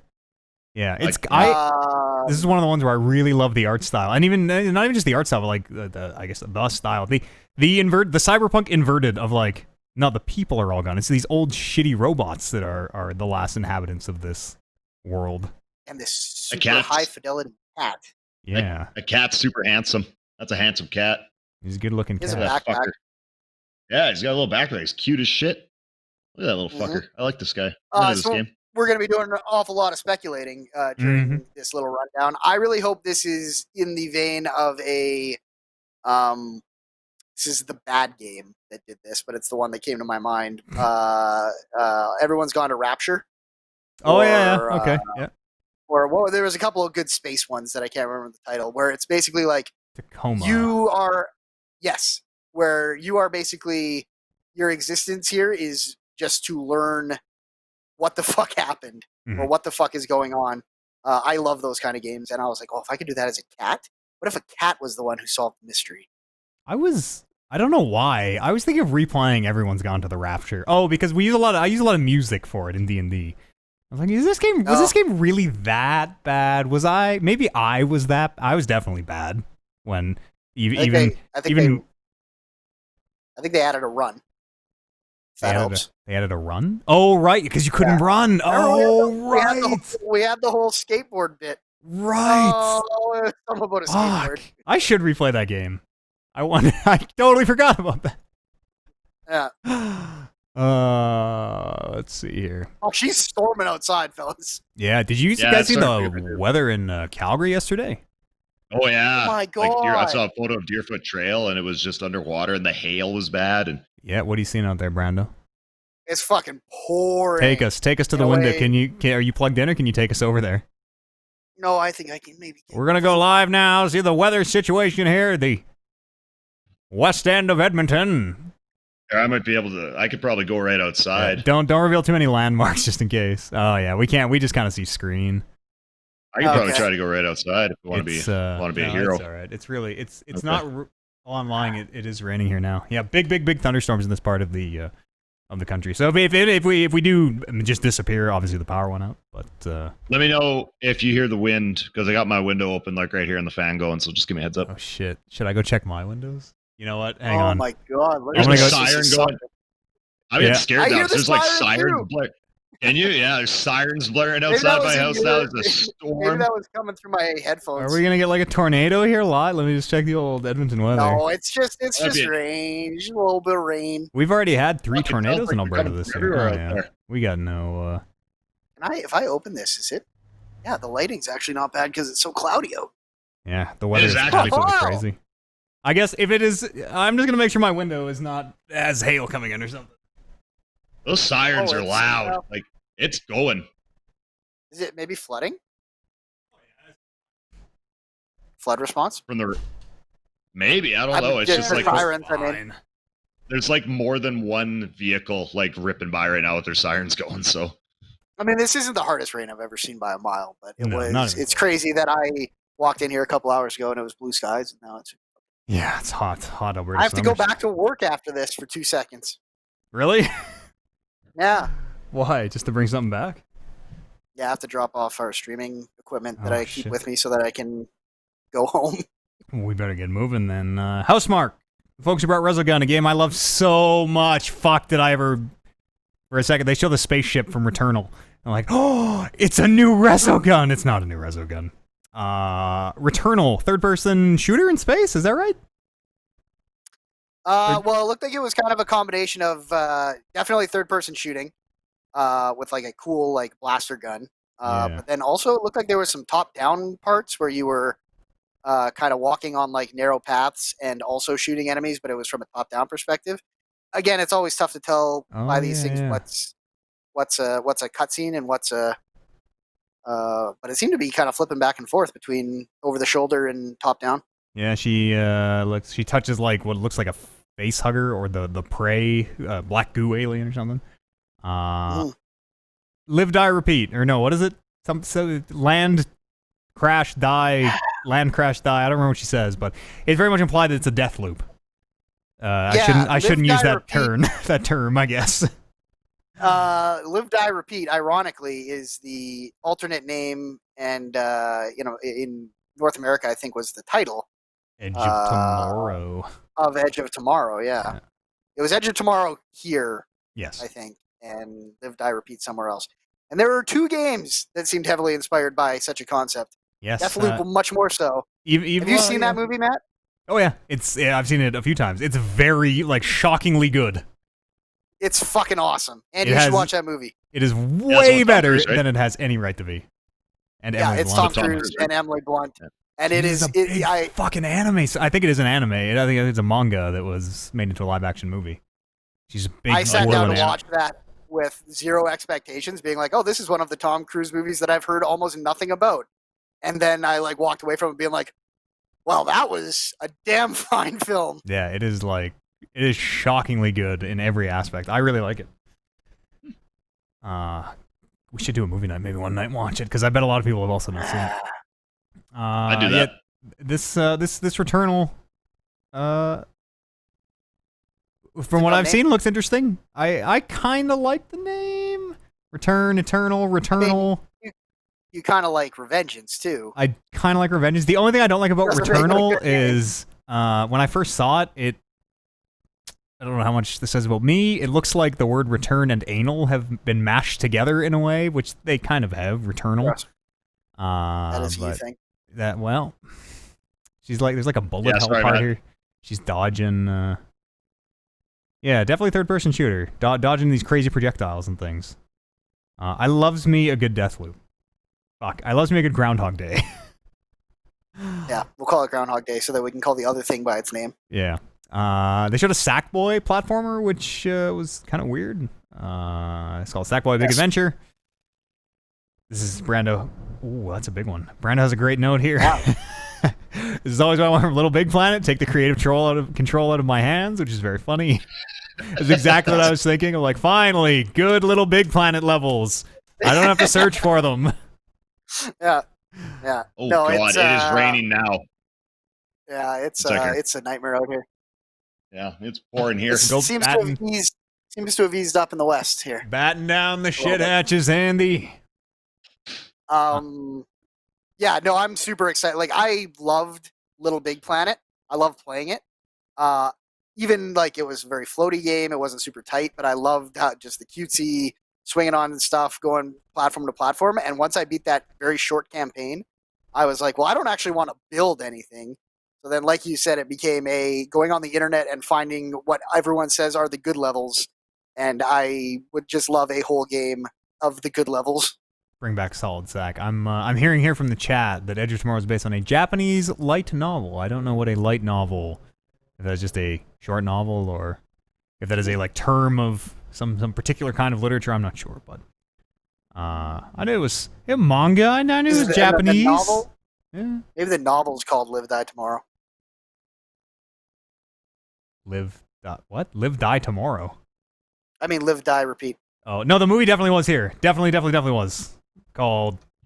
Edge Okay. of Tomorrow, and I think the States is Live Die Repeat. There's definitely the two name thing. You were totally correct Right. about that. I remember Okay. that. Popped. I don't remember Popped.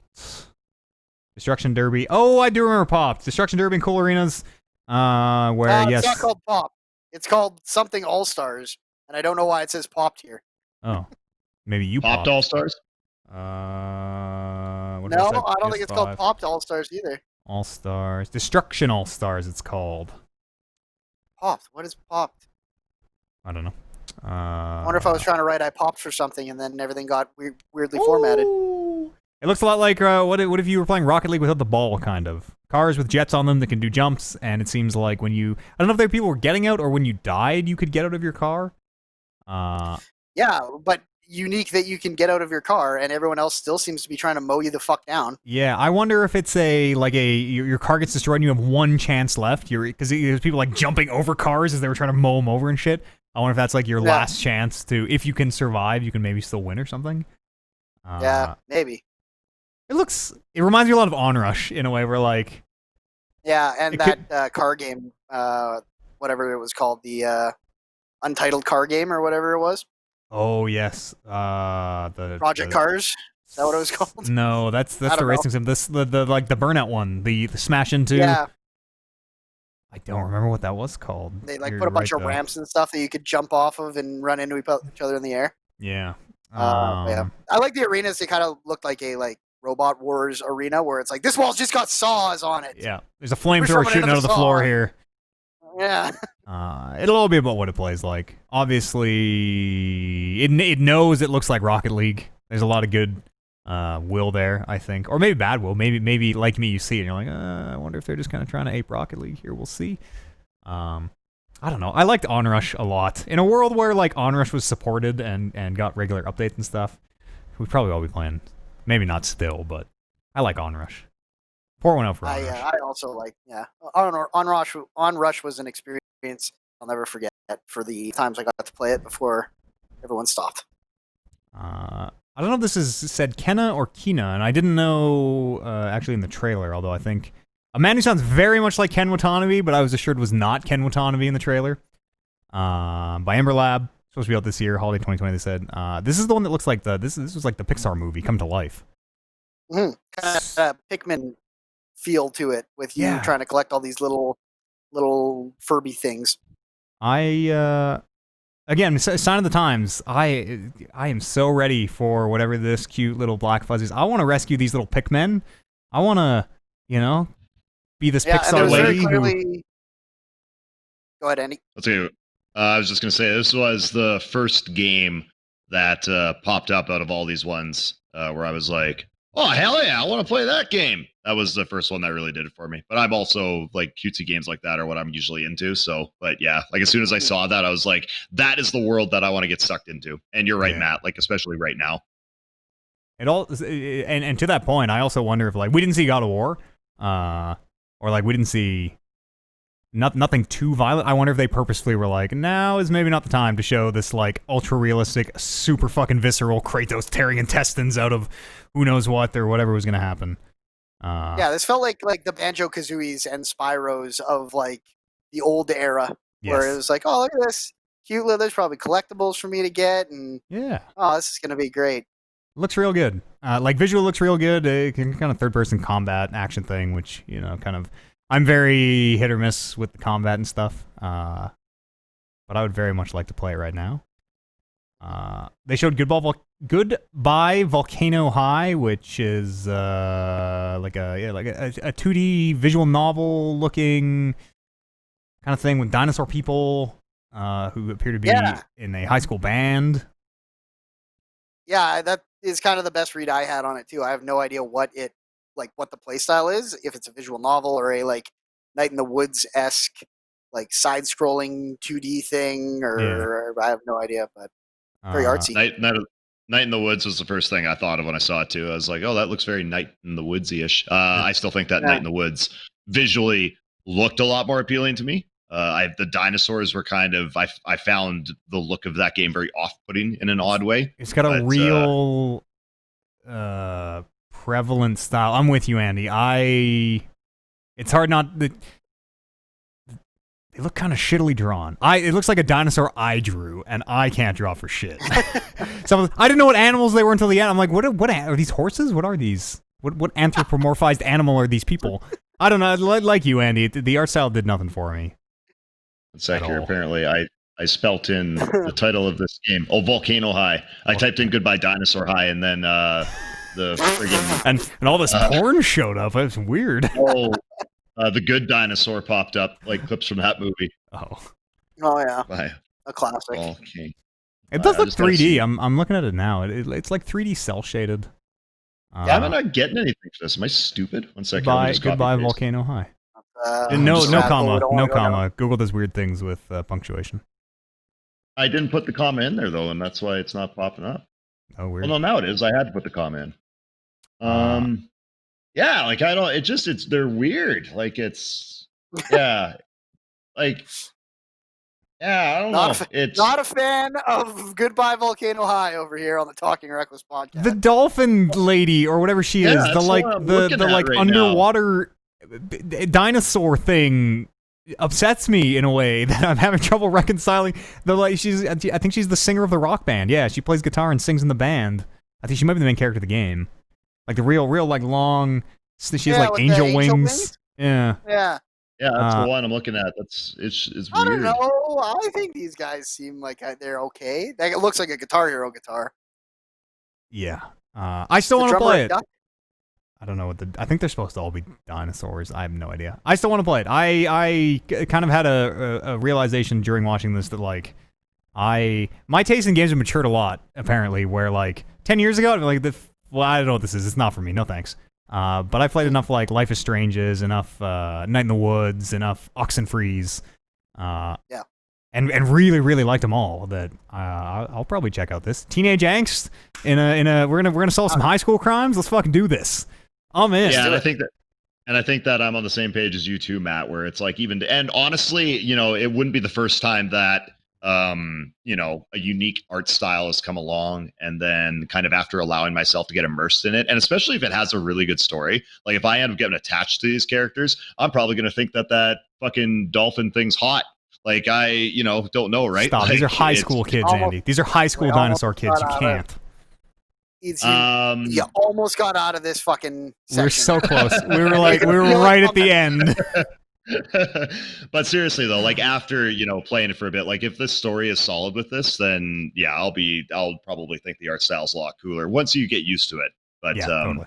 It's a little jarring at first, but in the long run, that might be a good thing. You're totally right. Striking. It stood out for sure. Might be. Yeah, we're talking about it, aren't we? What are we even seeing here? If it was just some vanilla, generic kind of looking thing, then it might not be as amazing as it turns out it might be. They showed a new Oddworld called Soulstorm? What is Inhabitants? Hang on, are these two different games? Do they show two Oddworlds? Oddworld Soulstorm. Oddworld Inhabitants, I think it's a studio now. You're right. Yes. Publisher. The publisher apparently. Publisher developer. Oddworld Inhabitants. Okay.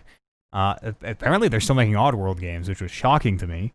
And still with still with Abe. Abe is I don't know if he's always been the main character or what. I haven't played Oddworld since PS1. I've never played an Oddworld game in my life. I thought this was I was so unfamiliar with the concept of an Oddworld alien or whatever you call them that was alarming. I thought this was a Lemmings remake. The Oddworld has always kind of been very much like Lemmings. Not a little. You're rescuing people. You're not like sending them to their deaths to get to the exit or whatever. But it's very, very Lemmings or Pikmin or kind of. no one needed to die. No one needed to die in Lemmings if I was any good. Sometimes had to blow themselves up to like clear a path. Sometimes Lemmings had to die. I feel like there's always a way to make it so they didn't die, but I don't know. In original Lemmings, I would be shocked, Andy. Like a 3-star run or something? There was always a perfect run, but like some of them you had to. I'm thinking. I used to play a lot of Lemmings as a kid. No such thing as a perfect run where you lose a man. Here enough. Fair enough. Here. Fair enough. Combined into here enough. There you go. They showed Ghostwire Tokyo, which looks like what if Persona was in first person and really high def, and also full of crazy anime. Not stupid turn-based action game. Not a stupid turn-based action Turn-based game. RPG. Yeah, it looked like to me it looked like a first-person game. It looked like the Skyrim magic system almost, or you were a Bioshock down, which is where you like power in each hand, and it looked like they were combining in different ways. It was kind of hard to tell. Yeah, it looked like you'd like throw them with one and then burn them with the other, or things like that. I thought it looked. This was in the top 3 probably. The trailer played, and I was like, I gotta fucking play that game. That game looks fucking rad. It looks super. I don't know if you can just describe things as super anime. It looks super fucking anime. It looks like to describe some images I saw in that trailer. A person riding a motorcycle, I believe a real human person riding a motorcycle, reaching up and grabbing the hand of a ghost, who then turns into a lady, who then sits on the back of the motorcycle, and like all this shit like this. It looks fucking dope. You're right, Matt. You're right. It did look dope. There was like a guy doing finger guns, but the fucking gun, like the finger guns were like doing attacks in a way I was super into. Oops, they showed Jet the Far Shore. I gotta look this one up. But the only thing I remember about Jet the Far Shore is it's made by Super Brothers, which is very funny. And it's made in dreams, which I thought was maybe the most interesting thing about it. Is it actually? I don't. Hang on, it's not. It wasn't. Powered by dreams. It said right on the thing. Right on the thing. Yeah, I know. It didn't. It didn't say thing. Powered by dreams. It said. Oops. It said something about dreams. Powered by dreams. Right on. Hang on. thing. I'm gonna rewatch this trailer because I even made the joke. I'm like, oh, did they make this in dreams? And to hear. Okay, here we go. The Far Shore. Co-creators Super Brothers. Pine Scented. It doesn't say powered by dreams. Hang on, give it a sec. Right on the thing. Right on the thing? Play has no limits? It doesn't. It doesn't say powered. What if I just say powered by dreams? Jet the Far Shore powered by dreams? Maybe I'm thinking of a different game. Covered Future and Jet the Fly. It's not. Propelled by dreams. It says propelled by dreams. Yes. Well, the powered are almost the same word. Almost the same word. Let's see. She's out to find a future. Future for a people haunted by oblivion, propelled by dreams. Not made in Media Molecule's dreams. The character is, or she's motivated by her dreams. By their dreams. I don't know who the main character is. Right on the thing, though. It says propelled by dreams. I did a real double take there. Yeah, spacefaring game. I gotta go through this trailer again. Sorry, everything has left my brain in the is it dreams, is it not? They also show some like, oh, this is okay. So this is one that started on a planet, and then you see a spaceship goes up, and it seems like a spaceship goes up and then settles somewhere else. It's not clear if it like what kind of game it is at all. If it's a city builder, if you're, I have no idea. Something about. Seems like you're flying through space. Seems Sometimes. like you're flying through space. Yeah, flying by dreams. Above waves, propelled by dreams. Let's see. What do we got here? Godfall. You shouldn't be allowed to use dreams. Especially with the Sackboy thing. Dreams, can't use it. Yeah. They showed Godfall, which I don't know. I think looks like the most generic third-person loot combat game. It looks like every one. I was also probably least interested in this, other than pretty much anything but Gran Turismo, because I know I won't play that. Also, it's not. People thought this was a PS5 exclusive. It's not. It's coming out on everything at the same time. It's PC. It's Xbox. It's current consoles as well, I believe. I don't know. Godfall does absolutely nothing for me. At least from what we've seen. They showed Solar Ash, which is also published by Annapurna. This looks so much like Hyper Light Drifter that I'm not convinced it's not like maybe not a sequel, but a same universe deal. Literally looks like the fucking Drifter. Right. Yeah. So I'm thinking there maybe is something there. And it's from the creators of Hyper Light Drifter, yeah. Yes, that I knew, but I was like, either you only know how to do this one thing, or you are clearly trying to create a tie-in or a sequel of some sort. Hyper Light Drifter was 2D, right? Top down in 2D. Yeah, it was like a Legend of Zelda. I think it might have been a little isometric. Yeah, this looks like full blown 3D. So I wonder if this is maybe the kind of the 3D sequel to it. It even moves in the same way with like that trail behind, and damn, does that ever look like Hyper Light Drifter? That's a very good game. Yeah, they showed Hitman 3. Andy would like that one. Hitman Tree they showed from IOI. What is the first I? What is IO? I know the last I is interactive. I was trying to figure out what the first IO stood for today and couldn't get it. I feel like I've only ever heard them referenced as IO. IO Interactive. IO Interactive. Yeah. Maybe it's a name. Maybe it's the name IO. Could be. Or maybe it's a Finnish thing. Like maybe the initials would not play with us because it's a Finnish studio, I think. Could be. They show, it was just a cinematic trailer. I like Hitman a lot. I was thinking about this. Like Hitman 2, well, you know, new Hitman, this trilogy they call it, because this is the finale to their trilogy. Hitman 2 was kind of just more Hitman, which at the time was fine, right? Because Hitman 1 was episodic, so you got really slowly, and you were ready for a big pack. And if Hitman 3 is kind of just 6 more Hitman maps and like, you know, maybe some new weapons, and I want something a little different maybe at this point. I'm ready for the formula to get shaken up a little bit again. How do you change up a formula like that though? Well, they did it very drastically from Absolution to the new Hitman, right? I wouldn't have had the answer when Absolution was out, and like Hitman kind of sucks right now. What do I want from it? So I totally 100% disagree. I thought Hitman 2 was quite a bit better than Hitman 1. And I think what is even new features? The reason in I 2, like, though? I don't think there were. I just thought the maps were better. Like I think. I totally agree.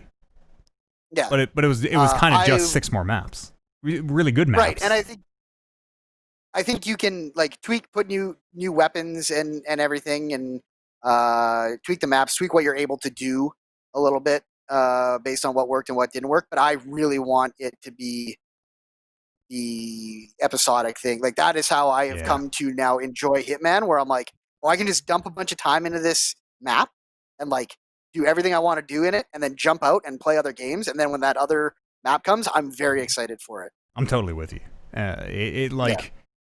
It made me play way more Hitman when it was episodic, and just like I'm gonna play this map and learn the intricacies of this clockwork level in a way that like in Hitman 2, because you have 5 different maps. So I'll do the race car one a bit, and then I'll go do the fashion shows one. I can't separate because all the levels are in that game, so I have a really hard time knowing which is from which. That was the thing with 2. Yeah, they just stuck them all in there, and maybe they'll do the same for 3. Yeah, they should just have the Hitman. It's a platform, you know, and sell us episodic levels every 6 months or something. Sure.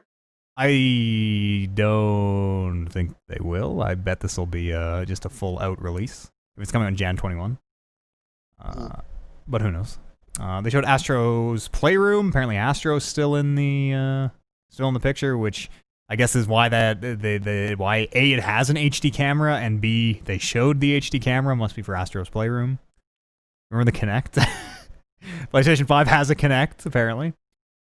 I also heard in a random chat room that this was, so take it for what it's worth, this was a pack-in. I'd believe that. Yeah. Free with the console type of thing. Is kind of show Playroom what the DualSense can do. Now? Playroom came with the camera, I think, if you bought the camera. I think it needs the camera, doesn't it? Because it has to see the controller. Wasn't that thing of like, you're tipping the controller, and all the Astrobots are like, whoa, falling to one side. I totally remember it being a camera thing. I didn't play the first one. Neither did I. I didn't play the home version. Yeah, I don't have a camera for my PlayStation because I'm not a crazy person. They showed a little devil inside. You show your dick too. Well, exactly. Who am I gonna get naked in front of while I play Uno? I thought this looked cool. Yeah, it was like if Tim Burton did like Monster Hunter. It's kind of what it looked like. And that was the thing too, where that art style, I'm always a sucker for something kind of like this. And at first I was like, wow, a lot of this looks very blocky and flat. But then after I watched more of it, I was like, but it's really cool though. Like this whole world looks neat the way that they have it designed. So yeah, I'm very curious about this one too. I really want to play it. Seems like it has a good sense of humor. That trailer, like, there's a Yeah. couple moments in there where I actually laughed out loud, like when he just pokes the duck and it cuts away. There was a moment in the trailer where someone drops a bomb off a cliff, and then it cuts to the guy pooping, and I laughed out loud, and then it instantly went to like the guy doing a shield bash, where like my laughter like changed to like a that's neat in a way that I was like, oh, this game's got it all. Yeah, it looks very good visually, and kind of just some of the set pieces they showed looked really interesting. They showed NBA 2K21, and holy fucking shit, was that Zion in the trailer as well? I know he introduced it. Yeah. Holy fuck, is he sweaty? Is he like abnormally sweaty? Is everyone that sweaty in the game? No, he is not that sweaty. Well, in the game, maybe everyone might be that sweaty. Nobody's that sweaty in real life. In real life, it's literally like that meme. I don't know what it's from, but it's like that fucking meme where it's just the sweat is just pouring down that dude's face. Yeah. Oh, that's Peele. What's his full name? Yeah. Key and Peele? Is it from Key and Peele? I don't know if it's from Key and Peele, but it's him though. Yeah, it's definitely from it's definitely from a sketch. Yeah. I think it is. I think it might be one of their game. sketches. Yeah. I think I remember seeing one of the sketch once where it was that photo, and I was like, "Fucking know that meme." They were so busy asking, "Can we make them sweatier?" They forgot to ask, "Should we make them sweatier?" Which, like, there's a. Go ahead, Brando. It's like it's the only way that they know how to show how good something looks. Yes. They're like, well, we kind of achieved this guy looks exactly like this guy. Now what do we do? Just keep pouring buckets of water on him. And there's another version of that world, or another version of this world where they have a sense of humor, and like he's super sweaty and he's going up for the dunk or whatever, and it has a shot of the backboard, and the backboard is just all covered in sweat, and they cut away and there's like sweat dripping down from the net, and so very, very crazy. They showed bug snacks. What are bug snacks? Is this Viva Pinata like brought to PlayStation? Holy! I didn't know what to think of this. At first, I was like, I texted Brando and Warren. I was like, "Those strawberries are awesome. I love those little guys." And then they got eaten, and I was like, "Well, he's dead." And then the person who ate them's hand turned into fucking strawberries. Other than Volcano High being the one game that made me feel off-put. This game just made me confused. Like I was like, I don't even really know what to take away from what just happened. I don't know if I want to play this game. I don't want to know I don't know if I want to ever see this game again. But also, I kind of want to see this game again. Yeah, I want this to be taken as a positive, but this was a truly uncomfortable experience for me to watch these like caterpillar sandwiches crawl around and kind of get eaten in a way where it was like, well, this is just part of life. We eat these sandwich caterpillars. We become the sandwich caterpillars. My weenie hands dropped the thing, and now there's a forest fire. I was kind of. It was when the weenie hands. He was like, I couldn't hold the lantern with my weenie hands. I was like, okay, all right, I'm kind of whatever you're selling, bug snacks. I think I'm in.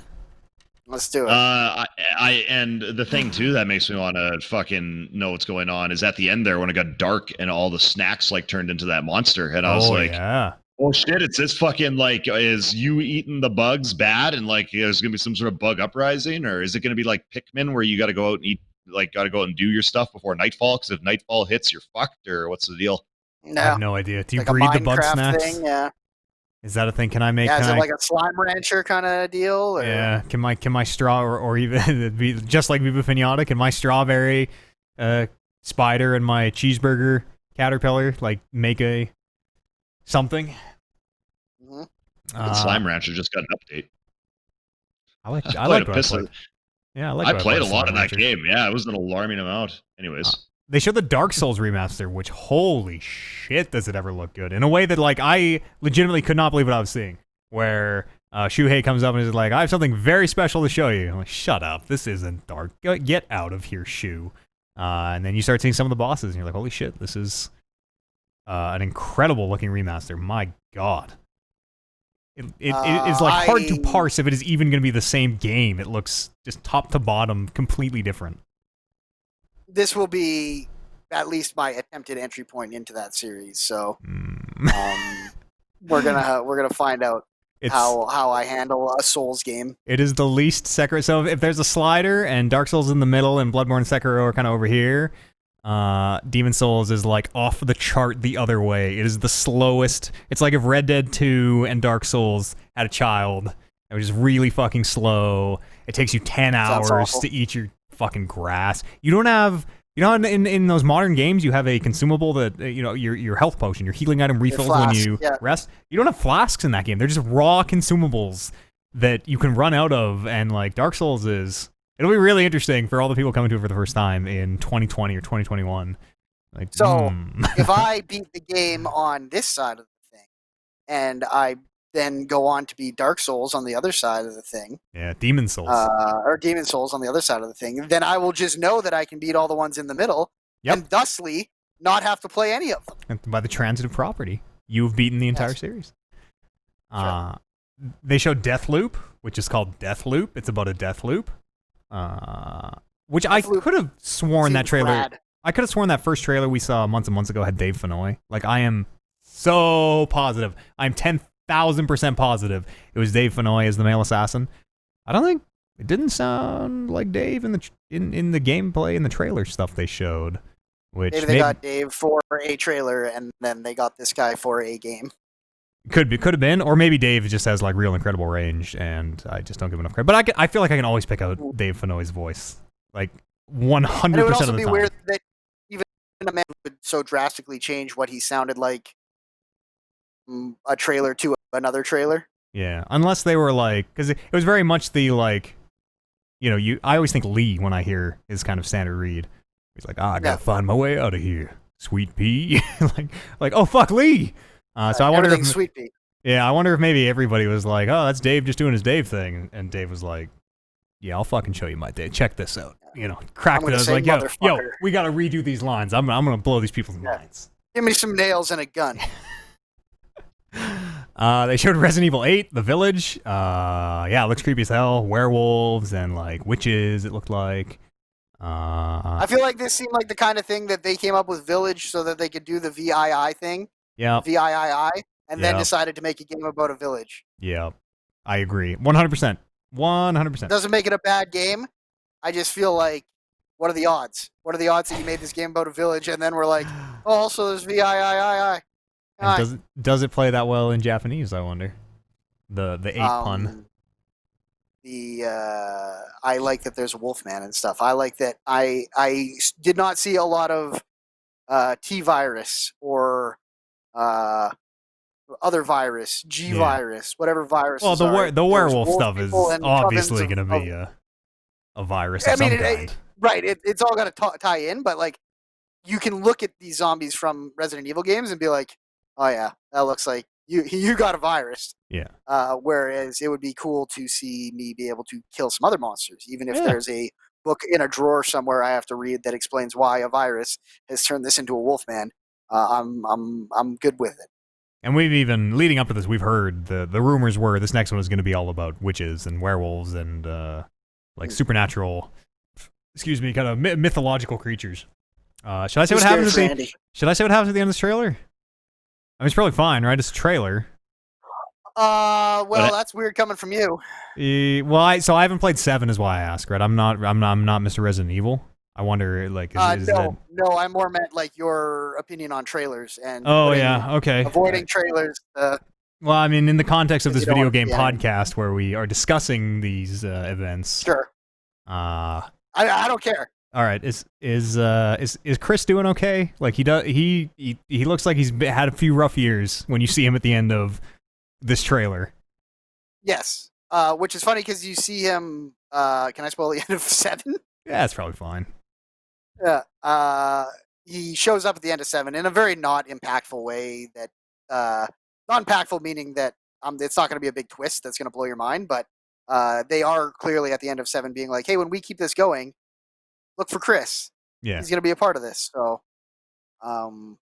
he did not look as good as he did at the end of 7. He looked like he had been through some shit. So yeah, he like it looks like he put on and then lost a bunch of weight. He's balding. He's an old man now. A bunch of different things with his facial hair and kind of only half moved away from each one.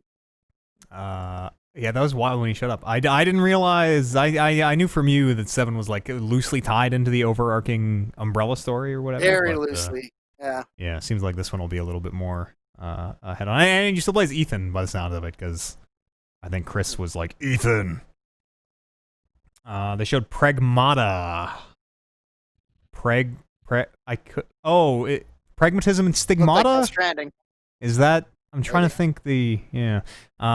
It looked a lot like Death Stranding in a way that I was constantly like, is this that Death Stranding DLC? What is this? Yeah, I don't know what the fuck's going on. Spaceman trying to protect a little girl with an AR cat. It seems like they punch through a dome and get sucked into space, but the girl can breathe in space, and the person's wearing a spacesuit, and they see Earth in the distance. They're like, that's home, or whatever.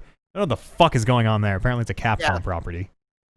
This is not Death Stranding, but this very much reminded me of those trailers. When those trailers first started, and we were just like, that was weird. Wonder who that guy was. Why is that? Okay, and the cat? Yeah, all right. There's a lot to digest there. Weird for the sake of weird, almost. I found for this game that watching that, it like sometimes whenever you see something like that, you see all that weird and you get curious about it. You're like, oh, where's this gonna go? Like, I'm kind of, you kind of want to know what the fuck's going on, even if you're not even like interested in playing that game. That did absolutely nothing for me. Like, I just watched it and I was like, this was the opposite of that. Yeah, like it absolutely, like I do not care at all about what's going on in that world. Like, maybe as I learn more about it in the future, but it did not grab me even a little bit. I completely forgot that even happened. I think part of the problem too was that you're going through this just parade of trailers, and you're trying to keep everything straight in your head about who's making what and what looks like what, and which trailers you're getting gameplay and which trailers you're just getting a little CGI trailer. And then when you get this far in, when someone drops something like Pragmata on you, you're like, I watched this already? What the fuck? Is that the cat from Stray? I think I was going to say too. I've seen this. Looks like it looked a lot like the Tokyo Ghostwire Tokyo. That's also why I didn't like it, because I was like, that fucking cat ain't the Stray cat. I'll tell you that right now. That cat in Stray is handsome. He looks like I want to be his friend. Yeah. This cat, I couldn't give two shits about. It's tough coming in with the second best cat of the show. Yeah. Oh, yeah. Especially for a game that just, like it just, I don't know. We'll see. But I was like, I don't fucking really care about what's going on here. Assuming none of those dinosaurs were cats. Shit. You just opened up. That's a good point. Took the lid off Pandora's box there again. They showed the new Horizon, which I'm gathering is a full sequel. Horizon the Forbidden West. Obviously, you can't call your sequel to Horizon Zero Dawn Horizon 2 0. The number makes it weird. I see why there's no 2. Well, and like I'm down with subtitle game titles. Yeah. I like them better than numbers. I like that a lot better as well too. Whenever, like whatever, Hitman 3, I'm sure it's gonna be a fantastic game, but fucking give me something more creative than Roman numerals. What about whenever they do it makes me feel. Go ahead. What about Horizon with two capital I's in the middle, and then it just zooms in on the eyes. Yeah, they turn a different color, just like Resident Evil. I can't believe you interrupted me for that idea. So, as I was going to say, when it comes to not using the numbers and being lame that way, whenever they use like a subtitle to a title like that, it makes me feel like it's more like chapters. Like this is the next chapter, but it makes me, it gets me more excited for like the whole story and that whole world, as opposed to just being like, oh, here's the second version of this. I briefly wondered if, like Spider-Man, it was maybe a little like a standalone expansion with a Horizon 2 to come later, but the timing makes far less sense for that to be the case. Yes, I absolutely agree. Aloy's back and she can swim. It's been some time. Aloy can swim. They show a bunch of new dinosaurs and stuff. And yes, visually it looks incredible. That fucking turtle, I think, is so dope. That big ass snapping turtle. Big tusked elephant too. Yeah, Huffalumps. Around the Huffalumps. And then they showed the console. It looks like a V for 5. Is that really why? Is that really what it's supposed to evoke? Did they say that? Or is that just what we're... That. Okay, I think it looks like Solaire praising the sun. That's a V. That's Solaire praising the sun. Are you saying that V has come too? Yeah, welcome. I think 2 PlayStation 5, probably. Oh, Yeah, Brandon's taking a dive. we lost you for a second there. Oh, hello. Yeah, we're getting you back. We're getting you back. The storm is taking out our internet. It looks really tall. I saw a thing on CNET. I don't know who sent that to me. I saw a thing on CNET where they kind of estimate the height, and it looks about an inch taller than the Xbox One X, which is big. It is the literal biggest console ever, if the predictions are correct. Yes, if you turn them all on their sides, tallest. nothing is taller. Which kind of it makes a lot of sense. Is almost exactly like the Xbox One X, where it is this giant, mostly hollow thing with an external power brick because they had such heat issues with the 360. The PlayStation 4 is famously very, very, very loud when it gets hot, so it makes a lot of sense to build this big. I don't understand why they won't do the external power brick. I wonder if they impressive, will this yes, time. that they don't need it, but yeah, I would take the brick. The brick doesn't bother me in any way. Yeah, I bet the way that the fucking whirring does. I bet it costs you more. I bet it costs you more to ship a brick with your console than just have it be internal. Yeah, I would pay. I would pay more to make it so that it's not loud. Yeah, I'm totally fine with that. Whatever. Well, yeah, you are fine. fucking going to. Well, Andy, we've got a console for you. It's called the PlayStation 4 Pro. PlayStation 4 Pro is fucking loud. Is it?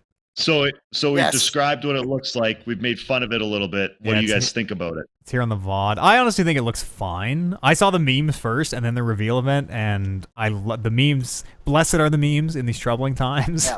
I pulled three of my favorites here. If you're watching the video version, the Cell, the Cell from Dragon Ball Z's head being the console is too fucking funny to me.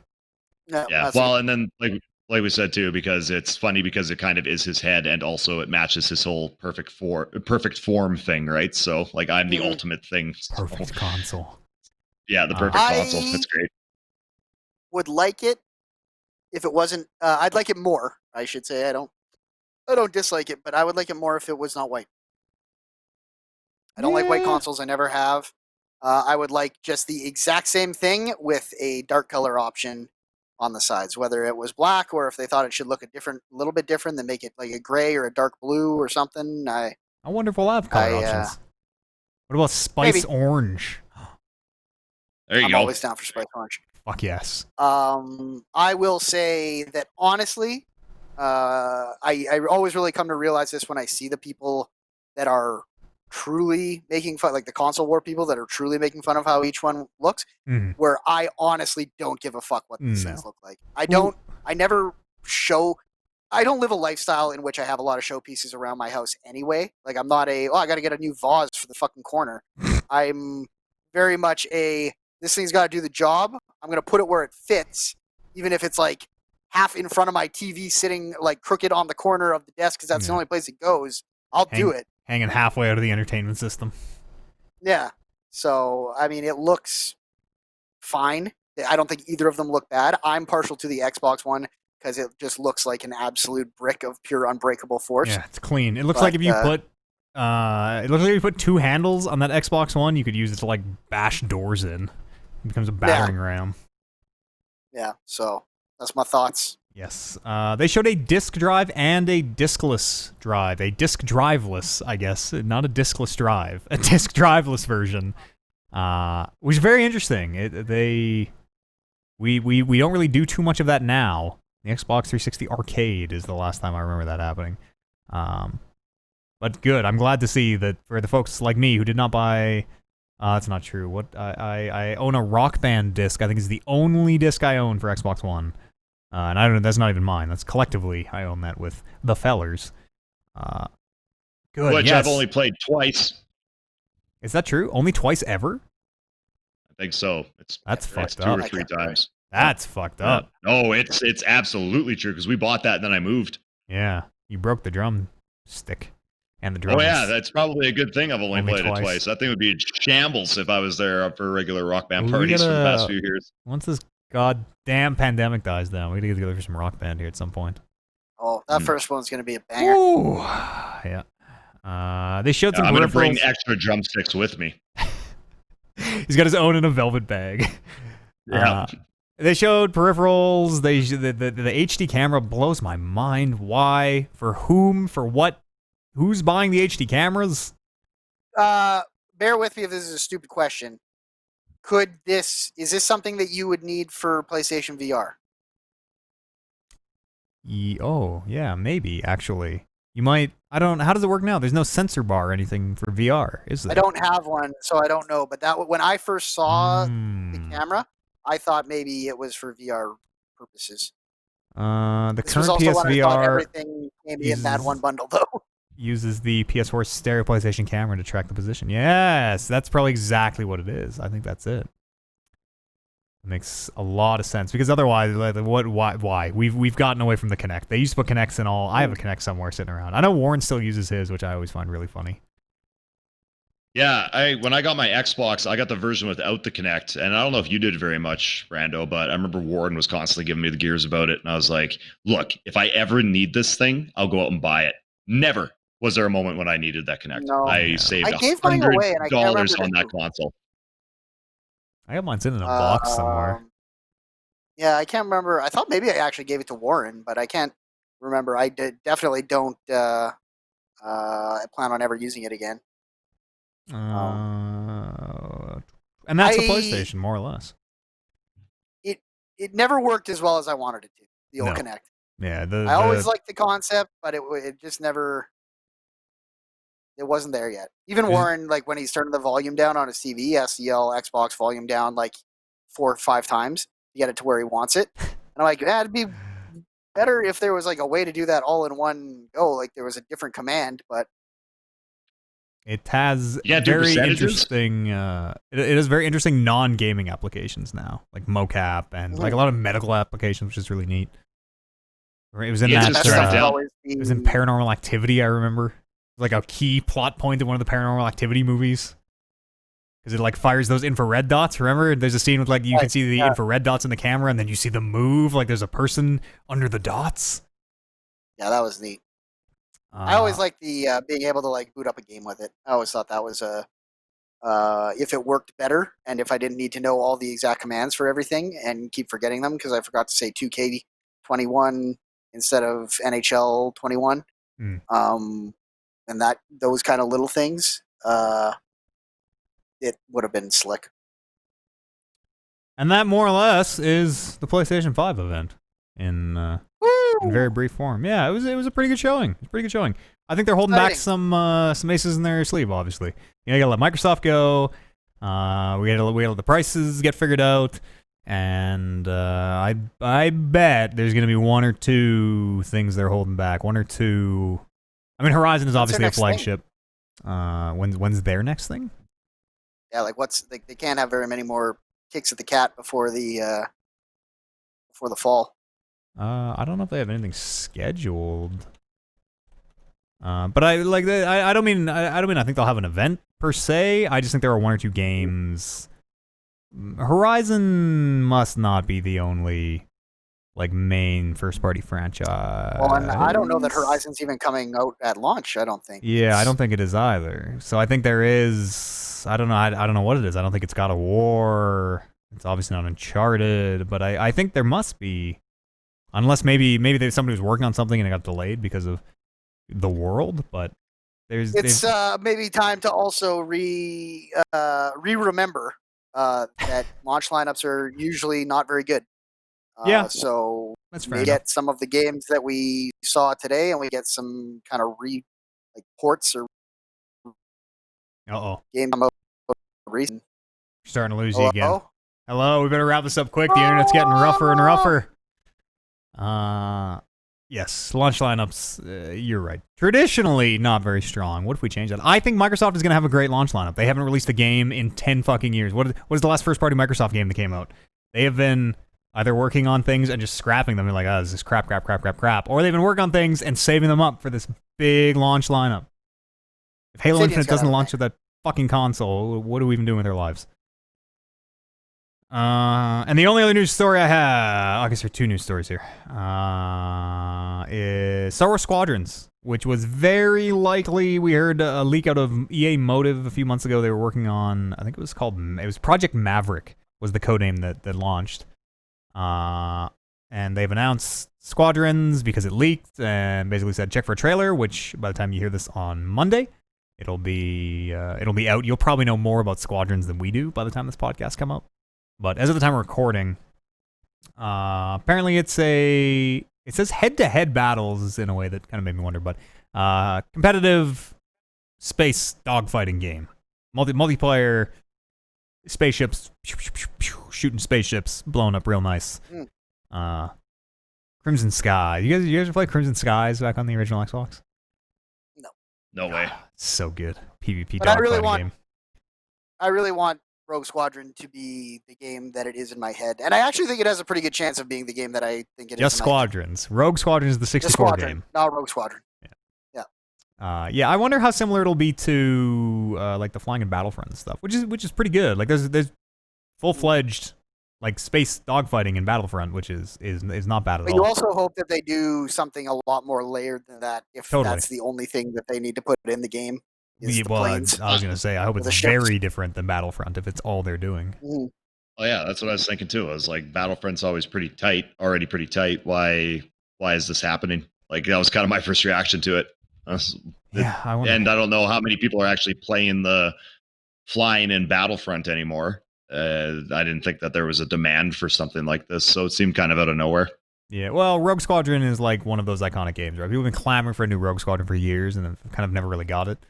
So there's a lot of goodwill there, and apparently love a single-player campaign, but they say primary focus. This all comes out of VentureBeat, by the way, so if any of it's wrong, send your email to VentureBeat. If anything we ever say is wrong, send it to VentureBeat. Yeah, tell VentureBeat Matt eats it. No. Single-player campaign, but focuses on multiplayers. Featuring iconic Star Wars vessels. You probably didn't need to include that part, because a Star Wars dogfighting game without iconic Star Wars vessels would be fucked. And the last story, Andy. It would almost be impressive. Sorry, it would almost be impressive because it would mean they were coming up with new vessels. You know, now that you say that, actually, that's well played. I don't know why with that game though too. I don't get why they wouldn't make it. Like, I mean, when we actually see it, then maybe I'll have a different viewpoint. But I thought, especially with Battlefront being like them having the multiplayer dogfights and that, and it for the most part being pretty tight, I figured that this game would be focused on a single player like flying game. I thought that that's more the direction they would have went with. But it's, I've played a lot of Battlefront flying, and they got to do something really different if I'm going to want to actually get this game and want to play it and sink my money's worth out of it. You know what you can't do in a single player Star Wars Squadron game that you can do in a multiplayer one, Andy? Sell, I was going to say loot boxes, but they probably won't have loot boxes. I assume they've learned their lesson. Sell cosmetics. You can't sell, you can sell cosmetics in a single player game, but I think they sell far less than they will in a multiplayer game where people can actually see them. I would sell cosmetics. Really good. I would love a really good campaign in a flying game. I can't think of the last one there's ever been. TIE Fighter. TIE Fighter is a very old video game, but has a very good single-player campaign. Yeah, like I liked Star Fox. That was probably the last one I played that I liked. Also, how do you sell cosmetics for a Star Wars game? Everything already has a look. They do it in Battlefront. I'm sure they can do it in this. They're not good, will though. Eat my fucking hat if there are no cosmetics in this game, Andrew. A Star Wars game out of the original Battlefront studio, still by EA, smaller project, not going to be a full, $80 release likely. I will be bowled over, completely shocked if there's no microtransactions in this. I'm a man who never wears a hat. I'm not saying that there's not. I'm not saying that there's not gonna be microtransactions. I'm just saying it's like, fuck do you do with them? Fuck off. Okay, slightly more damaged ship. I got a blue stripe on my ship now. Yeah, I'm the new Falcon. I'm the beat up Falcon. I'm the. It It was Yeah, even like that's with all the fun. Battlefront. It was like, oh great, I get Chewbacca with a Band-Aid on his arm, and it's going to cost me 70,000 coins Some of because those it's a skins fucking legendary apparently. suck. But Slightly yeah, that's damaged Grievous. Super yeah. expensive. Well, yeah, the battle damaged Grievous is pretty cool. And he has the smoke and stuff coming off of him. Yeah, that But one's all I right. mean, but even still, it's like, what do you do beyond that? Like you're already it's already been decided what the skins are going to be. What is up with the battle system in Paper Mario here? I assume this is Andy's story. Yeah, I threw it in there. Also, too, I have to say quickly before we go to that, pretty heartbroken that you guys didn't want to hear what I thought of the PS5 and how it looked after I asked you Oh guys. God, no. What do you think of how the PS5 looks, Andy? I don't like it. Weird, because I thought with it looking like a vagina, you would We be should all just over it. let that pause sit for a sec. Anyway, Absorbing the so moment. with the Paper Mario battle system, I'm still really excited about this game because I don't know. I'm like, it's one of those games that are super happy, and I think it's a good time for it. Why is But- this a why is this a big deal? Because it's been bad in the past few games, right? Like the combat system has not been something people have enjoyed in the last couple Paper Marios. Yes, and that's why for me, despite being incredibly excited for a new Paper Mario game and loving the whole idea behind this one, the plot seems like a great idea. It seems like it's going to really work. The trailer had some funny moments, which I'm excited for. But yeah, that battle system, like I'll never forget Sticker Star and how excited I was for that game, and then just how utterly disappointing and frustrating it was of how it played. And then that's why I didn't want Color Splash either, because I think it kind of followed that same thing. Mm-hmm. So with this one, what it looks like is instead of having that classic RPG kind of face off like the first two Paper Mario games, they have a battle ring now, which we saw a little bit of in the original trailer.